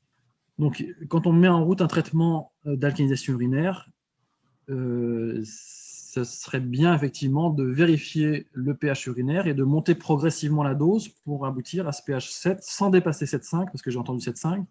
Pourquoi? Parce qu'après 7,5, on risque d'une calcification, entraîner une calcification phosphocalcique, donc des calculs et des cristaux différents, et éventuellement donc des infections urinaires. Donc on ne dépasse pas 7, on redescend la dose si on monte à 7,5. Et voilà, donc avec du citrate, alors on peut faire bien entendu aussi avec de la Vichy, du bicarbonate d'emblée. Cependant, 2 remarques. Alors, je ne suis pas cardiologue, je ne suis pas médecin généraliste, mais ce patient, j'avais marqué qu'il était hypertendu. Donc la Vichy ceinture ou Célestin contiennent beaucoup de sel, jusqu'à 2 grammes de sel, voire 3 grammes de mémoire, entre 1,7 et 2 grammes de sel, ce qui fait beaucoup, et donc une réabsorption hydrosodée, et ça peut faire monter la tension. Donc la Vichy chez les patients hypertendus, ce n'est pas forcément la bonne solution, sauf si on surveille la tension des patients. D'autre part, la réabsorption hydrosodée peut donner un OAP, donc à surveiller. Donc c'est pour ça qu'on préfère chez les patients hypertendus l'alcalinisation avec le citrate. Mais on nous parle aussi de durate de sodium, en fait. Voilà, oui, on peut développer aussi sur le rate de sodium, effectivement. L'alcalinisation un peu trop prononcée par le bicarbonate de sodium va faire que l'urate dans les urines peut cristalliser avec le sodium. Donc on va entraîner une lithogénèse iatrogène parfois avec une alcalisation de bicarbonate de sodium entraînant des cristaux d'urate de sodium qui du coup deviennent indissolubles. Donc ça c'est un petit peu embêtant. Merci Nathalie pour ta remarque. Mais ce n'est pas une remarque à moi, hein, c'est des remarques que font des intervenants en fait. Hein. Très bonne remarque. Ensuite, l'allopurinol. Pourquoi est-ce que vous voulez prescrire l'allopurinol chez ce patient? Alors, il y avait une personne qui avait parlé d'allopurinol, s'il peut nous dire pourquoi il voudrait le prescrire. Je n'ai pas dit qu'il ne fallait pas faire, hein. Je pose la question puisqu'on est dans une interactivité, et c'est le but du topo, c'est l'interactivité. C'est que vous puissiez poser des questions, que j'essaie de vous répondre. Pas d'uricosurie. Voilà, en fait, l'indication. Alors, les calculs d'acide urique se forment théoriquement attention, on parle de l'acide urique ici dhydraté. On ne parle pas des urates. L'acide urique dhydraté ou anhydre, mais c'est plus lié à une stase urinaire, mais dans l'acide urique dhydraté, celui que vous allez voir le plus souvent, le 3B, en fait, le contexte lithogène, c'est d'abord le pH urinaire acide. Plus ou moins, si vous regardez les travaux de Michel Lodon, plus ou moins une hyperuricurie. C'est plus ou moins une hyperuricurie. Donc, si sur le bilan métabolique associé au pH urinaire acide, vous trouvez une hyperuricurie, là, effectivement, il y a une indication à prescrire de l'allopurinol. En l'absence d'hyperuricurie, il n'y a pas forcément besoin de prescrire de l'allopurinol avec les effets hépatiques qu'il peut avoir. Donc oui, c'est utile en cas d'hyperuricurie associée. Est-ce que vous savez à partir de combien de millimoles par 24 heures on a une hyperuricurie? D'autres réponses? C'est ça, 4 ou 4,5 millimoles par 24 heures, effectivement. Donc si vous trouvez cette hyperuricurie, ben, on s'attaque aux causes diététiques, on s'intéresse aux causes diététiques et puis on est en droit de prescrire. Alors, il y avait une question, en fait, sujet de l'acide urique, en fait, qu'on a laissé passer. Est-ce que juste une alcalinisation des urines peut faire disparaître la lithiase urique? Oui, il y a des publications dans ce sens-là. Il y a la pratique aussi. Vous serez confronté, et vous avez peut-être été confronté, ou vous serez confronté, à des patients qui ont des très volumineux calculs coraliformes d'acide urique pur, densité 300-350 ASP, image radiotransparente. Désolé, il y a un hélicoptère. Vous m'entendez quand même? Oui, là, on entend, c'est bon. Donc, certitude diagnostique de calcul d'acide urique. Éventuellement, on a un calcul précédent analysé d'acide urique récidive. Oui, vous pouvez dissoudre et ne pas traiter un patient qui a un calcul d'acide urique pur, quelle que soit sa taille, si on réussit à modifier son pH urinaire pour qu'il monte jusqu'à 7. Mais Nadia Habib nous a montré, Nadia Habib, hein, c'est l'urologue française qui pratique le plus de chirurgie percutanée par an. Elle nous a montré un dossier la semaine dernière au DU-lithiase, un calcul coraliforme complet d'acide urique qu'elle a alcalinisé alors qu'elle est chirurgien et qui fait le plus de percutanée par an. Elle a proposé une alcalinisation parce que ces patients ont souvent un terrain fragile, ils sont éventuellement coronariens, souvent anticoagulants, parfois très obèses, éventuellement insuffisants respiratoires. Donc parfois on est amené à tenter une alcalinisation urinaire. Donc oui, on peut dissoudre des calculs d'acide urique si tant est qu'on réussit à amener le pH urinaire à 7. Et ça, ce n'est pas toujours possible. Mais si c'est possible, il faut plusieurs mois, 3, 4, 5, peut-être 6 mois, mais on fixe la barre à 3 mois pour une première évaluation, de savoir si le calcul a diminué de taille ou s'il est complètement dissous. S'il a bien diminué de taille, ben, continuez votre dissolution, si votre pH urinaire est à 7. S'il n'a pas diminué de taille, il faut se reposer la question de soit le pH urinaire n'est pas monté à 7, soit le calcul n'est pas pur d'acide urique. Donc oui, c'est possible. Moi, personnellement, ça m'est arrivé plusieurs fois d'y parvenir. Enfin, ce n'est pas moi qui suis parvenu, c'est le médicament, mais à traiter certains calculs d'acide urique complètement en alcalinisant les urines. Alors, je te repropose une question qui était liée au premier cas, mais qui a été posée très tard, en fait. Puisque tu avais parlé d'utiliser en post-opératoire, en fait, même, je crois qu'on parlait du lithos à ce moment-là, et une personne disait, mais il y a un intérêt à démarrer en post-op immédiat sans attendre un bilan métabolique, puisque tu avais dit que… C'est justement c'est tout l'intérêt, je pense, de la reconnaissance endoscopique, c'est-à-dire qu'on a un diagnostic opératoire qui nous affirme qu'on est devant un calcul oxalocalcique mixte. Donc, le patient a forcément une lithogénèse, une cristallisation oxalocalcique. Donc, si on va je n'oblige pas les gens, je n'oblige pas les participants à prescrire du citrate de potassium 2 grammes par jour immédiatement après l'intervention. J'explique que l'impact thérapeutique immédiat de la reconnaissance endoscopique, si on est certain que c'est de l'oxalate de calcium, on sait qu'il y a une cristallisation oxalocalcique. Si on a fait des fragments, s'il y a des fragments dans le rein du patient, puisqu'on va avoir fragmenté le calcul au laser, il n'y a pas d'incohérence de prescrire du citrate, puisque ça va bloquer la lithogénèse oxalocalcique. On est en plein dans l'indication. Et justement, pour justifier après, il y a un rationnel publié. 2, en France, comme j'ai dit, on a démarré un PHRC dans ce sens-là, pour savoir s'il y avait un véritable effet statistiquement évaluable de diminution de fragments résiduels avec la prescription de citrate de potassium. Néanmoins, ça se fait. Oui, du fait de ce rationnel clairement identifié en péropératoire. Mais ça ne vous empêche pas d'attendre le résultat du calcul et du bilan. Libre à vous. Je vais vous donner l'exemple de l'impact que ça peut avoir de la reconnaissance endoscopique sur la prise en charge immédiate des patients. À quelle fréquence contrôlez-vous le pH urinaire pour adapter la dose de citrate de potassium? En théorie, il faudrait le contrôler au moins 3 fois par jour, matin, midi et soir, plus ou moins en milieu de matinée, plus ou moins en milieu d'après-midi. Ça va dépendre de l'observance de votre patient. Mais le pH urinaire, il varie en fonction de la journée et c'est intéressant justement de le doser à plusieurs moments de la journée et d'adapter la dose en fonction justement du pH du patient. On aura souvent un pH urinaire acide le matin au réveil, mais pourquoi pas monter la dose le soir et après la diminuer la journée si son pH est à 7 pour éviter d'arriver à un pH 7,5. C'est effectivement tout à fait une question pertinente et il faudrait s'adapter aux résultats du patient. Et si vous éduquez bien vos patients, vous verrez, il y en a certains qui vont vous ramener des catalogues, un petit peu comme les patients diabétiques, et des catalogues avec leur pH urinaire, des courbes, qui vont vraiment s'intéresser à ça. Alors, on a différentes questions. En fait, quand on n'arrive pas à obtenir, dans certains cas, malgré l'utilisation du citrate de potassium, on n'arrive pas à trouver une alcalinisation optimale. Y a-t-il une autre alternative? L'opération. Non, en fait, c'est une réponse un peu trop rapide. Parce que je rebondis sur la question qui a été posée sur l'allopurinol tout à l'heure.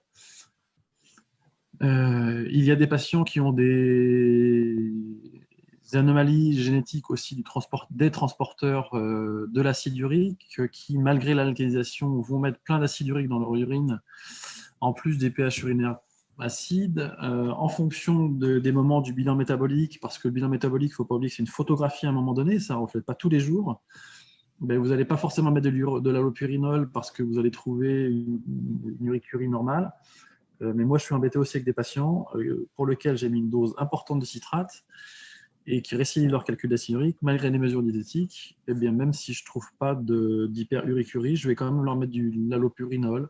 Alors après, je devrais vous répondre avec des arguments de la littérature. Là, c'est plutôt de la pratique. Et ben, si l'allopurinol n'entraîne pas d'effet secondaire et s'il supporte correctement, quand même, on diminue après le nombre d'interventions chez ces patients. Et de toute façon, après, si votre calcul n'arrive pas à se dissoudre avec une bonne alcalinisation et de l'allopurinol, ben, il faut à un moment donné proposer une solution urologique, soit hypotrécie, soit en fonction de la taille de la percutanée, soit en fonction de la localisation, urétéroscopie, ce que vous souhaitez. Mais à un moment donné, il faut réussir si le calcul est symptomatique et le patient rentre dans les indications, on va lui proposer un traitement urologique de son calcul. Je ne sais pas si vous êtes d'accord avec moi. Pas la réponse pour l'instant de la personne. Une autre question par contre, est-ce qu'on peut fragiliser avec du citrate de potassium, est-ce qu'on peut fragiliser un calcul avant fragmentation? Oui, alors ce n'était pas l'objet du topo ce soir. C'est pas l'objet du topo ce soir, mais je peux vous montrer, c'est ce que j'ai montré là, il y a 15 jours à mes collègues algériens, un début de dissolution de calcul d'acide urique par du citrate de potassium. La dissolution n'est pas arrivée jusqu'au bout, mais on peut effectivement augmenter sa fragilité grâce au citrate. Et j'ai 2-3 exemples de vidéos.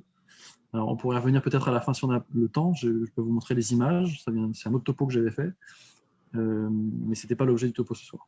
Mais je peux vous le montrer à la fin. Oui. Il y en a pas. On voit très bien l'intérieur du calcul qui se délite dès les premiers impacts laser, alors qu'un calcul d'acide urique n'est pas si facile que ça à traiter. C'est une idée reçue, je pense que l'acide urique est facile à fragmenter. Alors moi, je te proposerais de continuer. Il y a encore beaucoup de participants. Oui, on avance. Donc, dans ce patient, effectivement, l'implication thérapeutique, effectivement, c'était de mettre en route, si possible, une alcalisation urinaire en l'absence de contre-indication, en l'absence d'insuffisance rénale. C'est la contre-indication urinaire, la contre-indication principale. Si le DFG a baissé, moi, je prends souvent quand même l'avis du néphrologue pour savoir jusqu'à combien de citrate, jusqu'à combien de potassium je peux lui prescrire. Moi, je prends l'avis du néphrologue. Je ne suis pas suffisamment compétent pour... En cas d'insuffisance rénale, je ne suis pas compétent, je demande l'avis du néphrologue. Donc, on en était où? Ah, on était là. Non, c'est déjà là. Okay. Voilà, on était là. Donc là, effectivement, l'intérêt du litosol, en plus, c'est que le litosol, donc c'est des comprimés d'un gramme. On a dit à partir de 4 grammes, donc théoriquement, ça fait 4 comprimés par jour. Et sur l'intérêt aussi, c'est que vous pouvez justement proposer cette évaluation du pH urinaire parce que vous avez les bandelettes urinaires fournies avec le litosol. Ça, c'est intéressant. En plus du citrate de potassium, sinon, que vous prescrivez en pharmacie en reconstitution. Donc, sinon, il faut prescrire du papier pH ou des bandelettes urinaires. Après, il y a toujours recours aux personnes qui ont une piscine, qui ont leur bandelette pour mesurer le pH de la piscine. Mais Litosol a l'intérêt aussi d'avoir les bandelettes urinaires de fournie. Troisième dossier. Alors, troisième dossier. Ah, qu'est-ce qui se passe? Voilà. Ok. Troisième dossier. Donc là, c'est encore un homme, hein, je suis désolé. Un calcul enclavé dans la jonction pylori-latérale gauche qui vient de s'enclaver dans l'artère lombaire haut. Pas de fièvre, IMC 39, pas de syndrome inflammatoire. Il a ce calcul de 20 mm enclavé dans la jonction avec une densité minimale à 1500 unités Hounsfield. À votre avis, à quel type de calcul vous allez avoir à faire? C1. Bruchite. Bruchite. Oxalate de calcium. Oxalate de calcium, mais lequel? Quel oxalate de calcium? On a beaucoup de bruchite par contre. 4D. Infectieux vévélite. Oxalate de calcium monohydraté. Donc là, effectivement, on est en densité 1500, on est par là. Donc on est ici, là, 1450, 1500. D'hydraté jusqu'à 1400, monohydraté 1200, 1700, bruchite 1500, 1950. Donc on a déjà une orientation diagnostique. Ici, on a d'autres coupes du calcul, 20 mm. Ici, je montrais son côlon pour réfléchir à un abord percutané éventuel. Donc, quelle prise en charge urologique proposez-vous à ce patient? Est-ce que vous lui proposez une lithotricie, une urétéroscopie, une percutanée, un double abord, une pyélotomie, célioscopique ou robot? Qu'est-ce que vous faites? Ou une urétérotomie, qu'est-ce que vous faites? Alors, première réponse, on a une percutanée, un double abord, percutant plus urétoscopie, NLPC, urétoscopie, NLPC, urétoscopie, NLPC ou urétoscopie, urétoscopie et laser, urétoscopie, double abord, a l'air de gagner l'urétoscopie. Est-ce qu'il y a des... Oui, il y a des néphrologues. Il y a des néphrologues. Il y a des néphrologues, oui. Est-ce que vous auriez proposé une LEC, les néphrologues? Une lithotricie extracorporelle? Alors, il y a des néphrologues, réponse oui. Est-ce que vous auriez proposé une urétoscopie? Non, trop gros. Lithotricie? Non. 20 mm, donc ça commence à être juste pour la taille, mais 20 mm, ça fait encore partie des indications de lithotricie éventuelles. Cependant, la densité du calcul évoque un calcul dur, soit effectivement oxalate de calcium monohydraté, soit bruchite, et le résultat, on sait que plus les calculs sont durs, plus le résultat de la lithotricie va être moins bon. Donc on est dans une indication plutôt d'endo-urologie, soit d'urétoscopie, soit de percutanée. Là, on a le droit de faire les deux, je pense. C'est un calcul unique. On me dit que le patient est trop gros. Trop gros pour les que la LEC est impossible pour 1500. Tout à fait. La LEC est impossible pour deux raisons. Enfin, c'est pas qu'elle est impossible, c'est qu'elle n'est pas indiquée correctement, puisqu'il y a d'autres traitements alternatifs qui permettent de traiter le calcul correctement. On a une distance pot-calcul mince.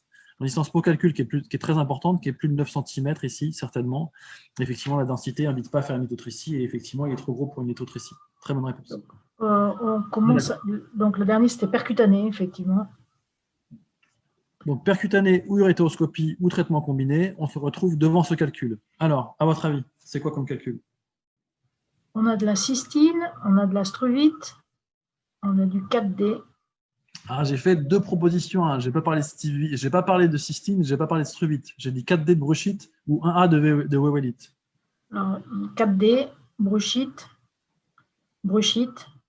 Pour l'instant, gagne la bruchite. Hein. Alors, effectivement, si je n'avais pas proposé 4D de bruchite ou 1A de wewelite, d'un point de vue endoscopique, si on n'avait pas la densité du calcul, on aurait pu se poser la question de la cystine, du fait de l'aspect très luisant, très jaune vif de la superficie. Et c'est le piège endoscopique de ce calcul-là, c'est que le calcul de bruchite 4D, il est rarement de cette espèce jaune. Après, ça peut être lié aussi à mon capteur CCD de l'endoscope qui rend, ou à la lumière incidente qui donne cette brillance extrême, importante du calcul. Et en plus de cette brillance, on voit quand même ici deux choses. On voit des sillons ici qui sont creusés à la surface du calcul. Là, il y a un sillon. Là, il y a un autre sillon. Là, il y a un autre sillon qui part. Donc, si vous regardez la description, si vous lisez la description des calculs de Michel Dodon, à partir du moment où on trouve des sillons, c'est que ça correspond. On va dans le diagnostic endoscopique ou microscopique d'un calcul de morphologie 4D. Si on se rapproche ici, si on fait un zoom ici, on va la voir là. Si on se rapproche sur cette zone-là, on voit un aspect que j'appelle hérissé. Je vous ai montré tout à l'heure les baguettes de bruchite sur le topo théorique. Les baguettes de bruchite, c'est comme des petites fibres de verre qui sont entassées les unes à côté des autres, qui sont enchevêtrées les unes à côté des autres. Et ça fait cet aspect hérissé caractéristique de la bruchite 4D. Et dès qu'on va commencer à fragmenter ce calcul avec du laser, on va avoir un aspect extrêmement blanc. C'est du phosphate de calcium, c'est de la bruchite. Ce blanc va ressortir tout de suite sur la surface, sur les premiers impacts, et ensuite à l'intérieur du calcul. Et ici, en surface, on a ces petites baguettes de bruchite comme des fibres de verre. Alors, en fonction de l'ancienneté du calcul, on va avoir une organisation ou non après de l'intérieur du calcul de façon concentrique et radiale. Là, ce calcul s'est fabriqué assez rapidement parce qu'on n'a pas cette organisation encore du calcul. Mais oui, c'est un calcul 4D de bruchite. Et oui, si je n'avais pas mis 4D de bruchite ou 1A de Willett, on aurait pu se poser la question de la struvite au sens de l'aspect très très blanc et inorganisé ici. Pour autant, la densité du calcul au scanner est trop importante pour que ce soit de la struvite. Donc effectivement, c'est du 4D, phosphate de calcium, bruchite. Très bien, très bonne réponse. Donc quand c'est blanc comme ça, on réfléchit au groupe 4. Et donc du coup, quelle implication, alors on pourrait mettre un S, hein, mais quelles implications thérapeutiques post-opératoires? Et ça, je l'ai entendu tout à l'heure dans une de vos questions du premier topo. Quelles implications thérapeutiques ou quelle implication thérapeutique? Alors, on me dit qu'il y a une hypercalciurie majeure, hyperparathyroïdie. Demain, on est quand? Jeudi, demain, vous opérez un patient ou vendredi, vous êtes devant cette morphologie, vous vous lancez dans le diagnostic, vous dites « Ah, j'observe probablement une surface et une section 4D de bruchite. » D'accord. Ou alors demain, vous voyez en consultation un patient que vous avez opéré et vous avez un résultat d'examen de calcul fait par le laboratoire qui vous dit morphologie 4D, 90% de bruchite. Quel impact thérapeutique? Alors, on me disait hyperpara, bilan métabolique, bilan pH, calcium, PTH. Je n'ai pas eu le temps de lire le dernier. Hydratation, bilan métabolique, hyperhydratation. Donc oui, effectivement, le sens de ce cas clinique est le suivant. Tout à l'heure, on a vu l'impact du citrate sur l'oxalocalcique, l'impact du citrate sur l'acide urique. Là, on est dans la cristallisation phosphocalcique qu'on découvre en endoscopie ou qu'on lit sur le papier du résultat de calcul. C'est du 4D, c'est de la bruchite. Donc ce patient, il doit avoir une hypercalciurie majeure, plus ou moins un défaut de réabsorption de son phosphate, parce que c'est du phosphate de calcium. Et là, nous, en tant qu'urologue, le réflexe, c'est un petit peu comme les calculs génétiques, c'est que là, oui, il faut un bilan métabolique, mais surtout, ce type de calcul-là, on n'est en théorie pas dans la diététique, on est vraiment dans le métabolisme, dans certaines maladies inflammatoires, dans du diabète phosphaté éventuel. Donc là, il faut avoir le réflexe, à mon sens, mais de créer, on a parlé des réseaux tout à l'heure, c'est là qu'il faut soit l'adresser avec un néphrologue, mais un néphrologue qui s'y connaît en lithiase, ou c'est là qu'on va avoir construit dans son établissement ou dans son réseau. Moi, ce que j'appelle, ce qu'on a mis en place ici et dans plusieurs villes, et je ne suis pas le seul à le faire, c'est des RCP lithiase. Pourquoi? Parce que nous, urologues, et moi aussi, on n'a pas toute la connaissance médicale adaptée à la prise en charge de ces patients dans le sens du diagnostic. Et le bilan métabolique, chez ce type de patient-là, il va falloir probablement proposer un bilan métabolique plus exhaustif que le bilan CLAFU. Et voilà, ce type de calcul-là, il faut être sensibilisé à avoir, je pense, un réseau de collègues néphrologues, diététiciens, biologistes, et mettre en place ces réseaux de fonctionnement d'excellence comme on a fait en cancérologie. Ça prend du temps, certes, mais après on apprend de chacun pour mieux prendre en charge les patients. Et ce patient, oui, il va avoir un bilan approfondi à la recherche d'une hyperpara ou d'une maladie inflammatoire ou d'un diabète phosphaté, mais il faudra aussi corriger sa diététique, c'est certain, probablement, qu'il ait une hyperdiurèse. L'idée de ce dossier, c'était de vous sensibiliser au fait qu'il faut, à mon sens, proposer de mettre en place des RCP, tout du moins avoir des réseaux avec des personnes au-delà du urologue qui sont compétents en lithiase parce qu'on ne connaît pas tout. Voilà. Et ce n'est pas notre métier de connaître tout.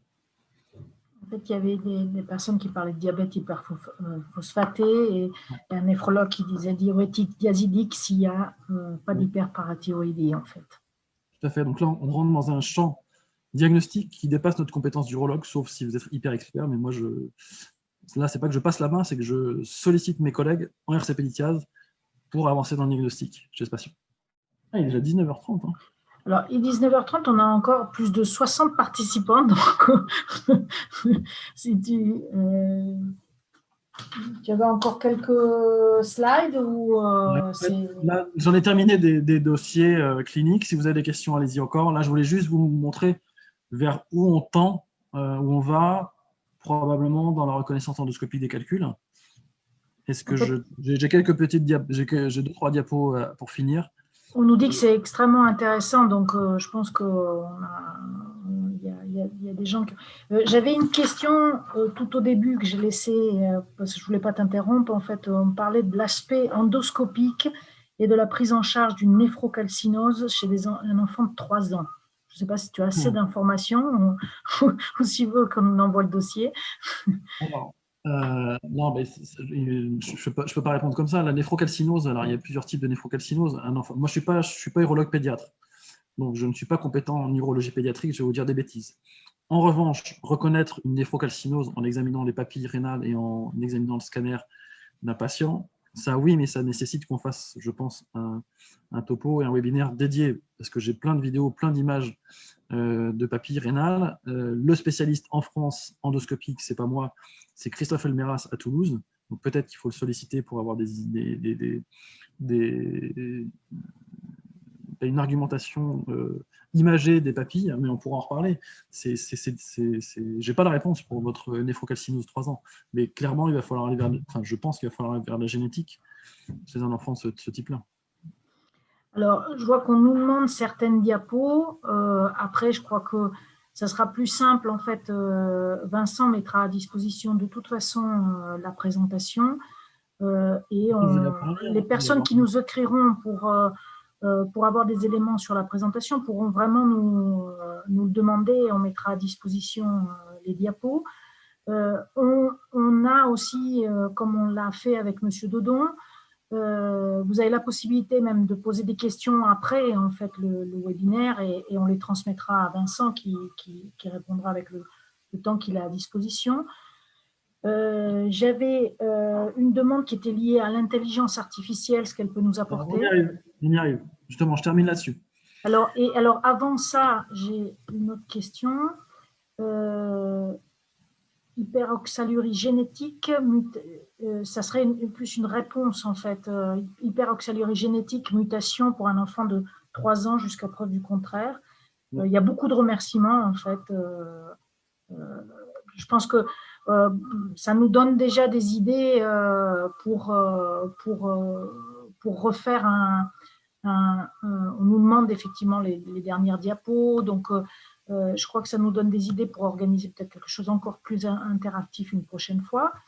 Termine rapidement sur l'intelligence artificielle. Et très intéressant aussi pour les néphrologues. Je veux dire, il y a des néphrologues qui nous disent que même s'ils ne sont pas urologues, ils ont trouvé extrêmement intéressant la présentation.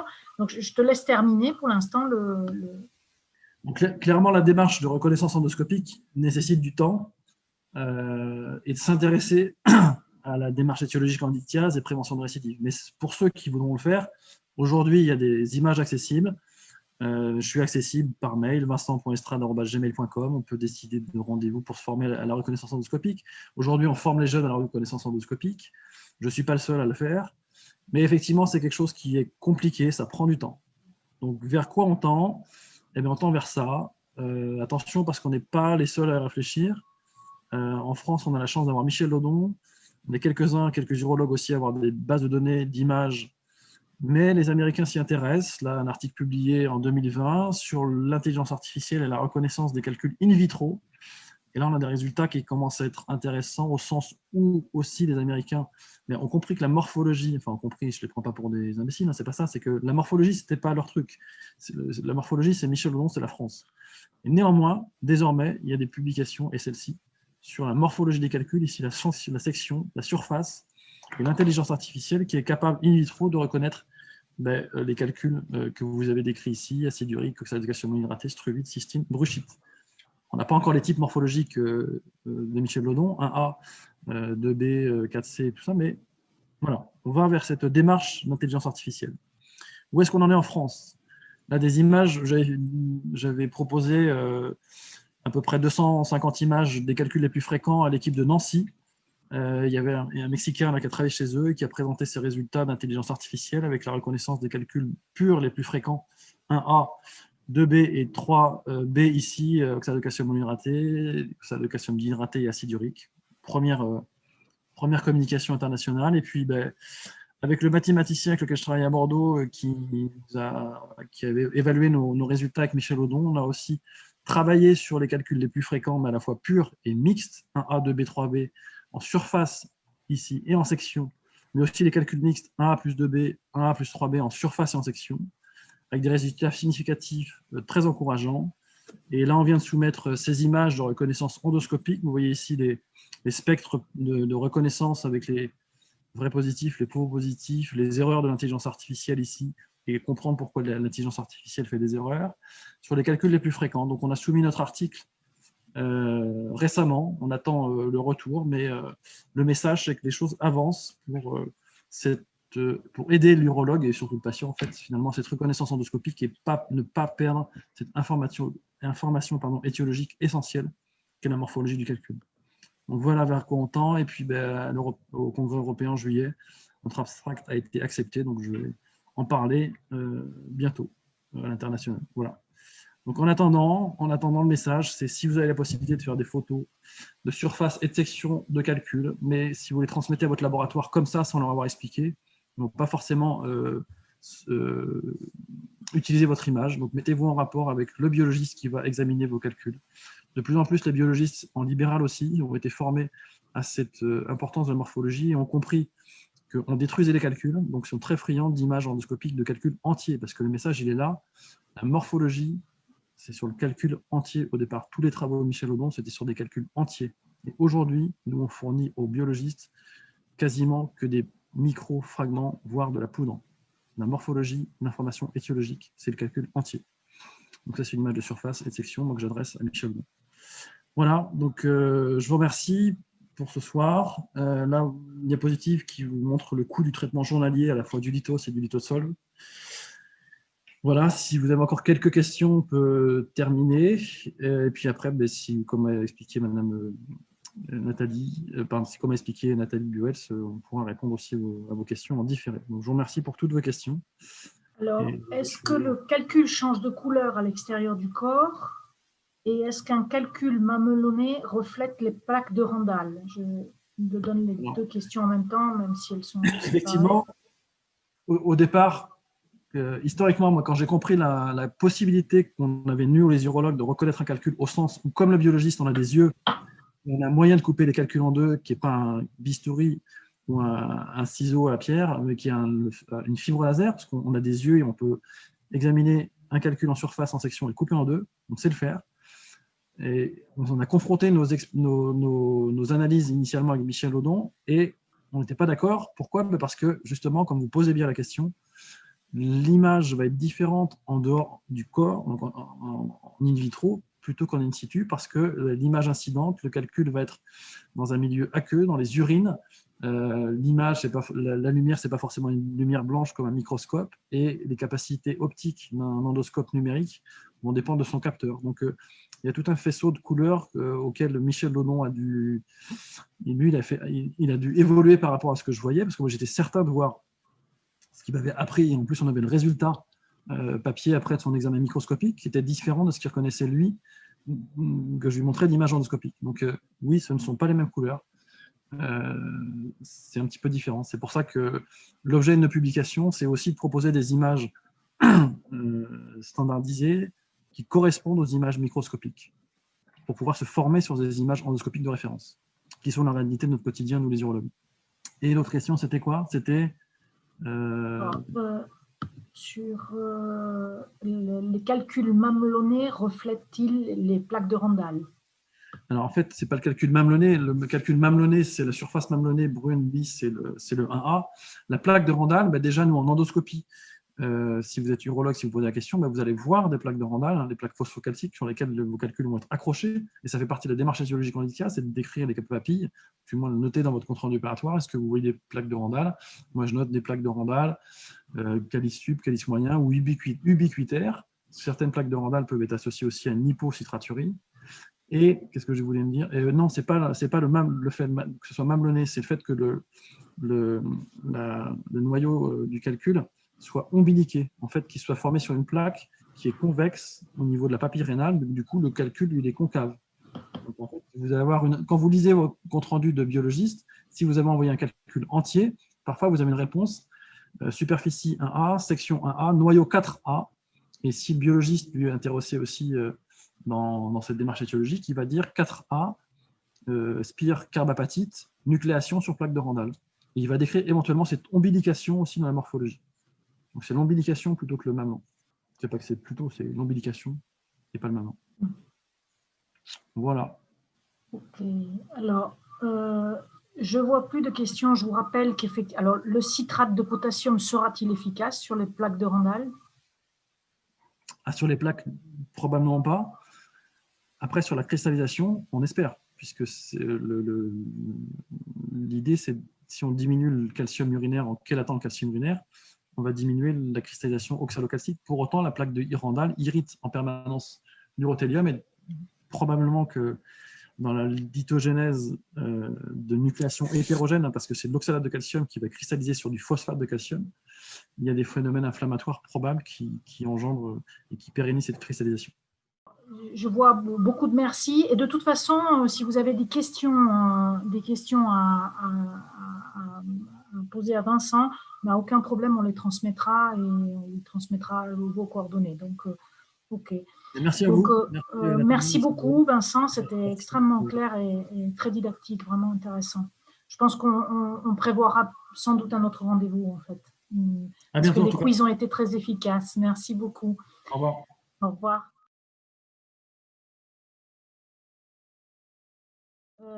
Je vais vous prendre vraiment 3 minutes, mais on a terminé sur une slide qui parlait de LithoSolve et de Lithos.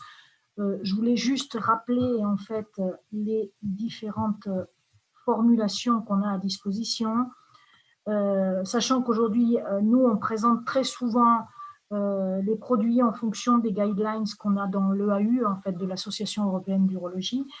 Donc, dans le cas des calculs d'oxalate de calcium, on a parlé du Lithos, qui est donc 1 g de citrate de potassium et de magnésium.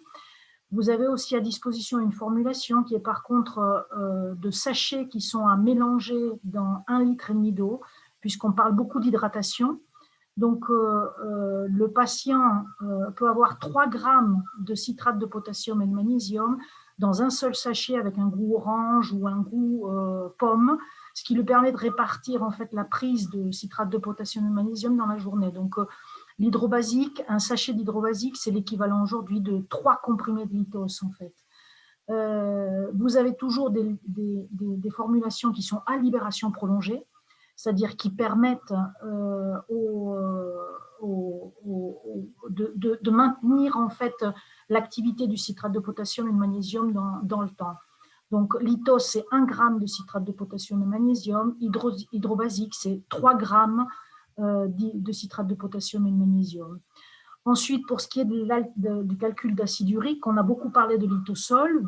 LithoSolve, vous avez 1 g de citrate de potassium tribasique, qui est le plus alcalinisant des citrates de potassium.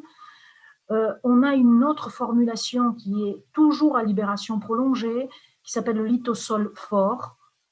On a parlé même dans les interventions de Vincent de parfois 6 g, 8 g de citrate de potassium. Ça va faire 6 comprimés ou 8 comprimés. Les comprimés sont de dimension moyenne, mais c'est quand même des comprimés à avaler.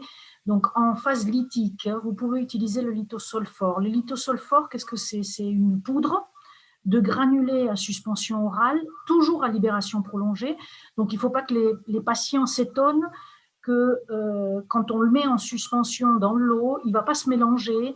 Vous avez quelque chose que vous buvez et que vous mangez en même temps, disons. Le goût est un goût légèrement citronné qui n'est absolument pas désagréable. Par contre, on conseille on peut aussi le mélanger à un yaourt ou le mélanger à une compote. Dans une cuillère dose de lithosolfor, vous allez avoir 3 grammes de lithosol.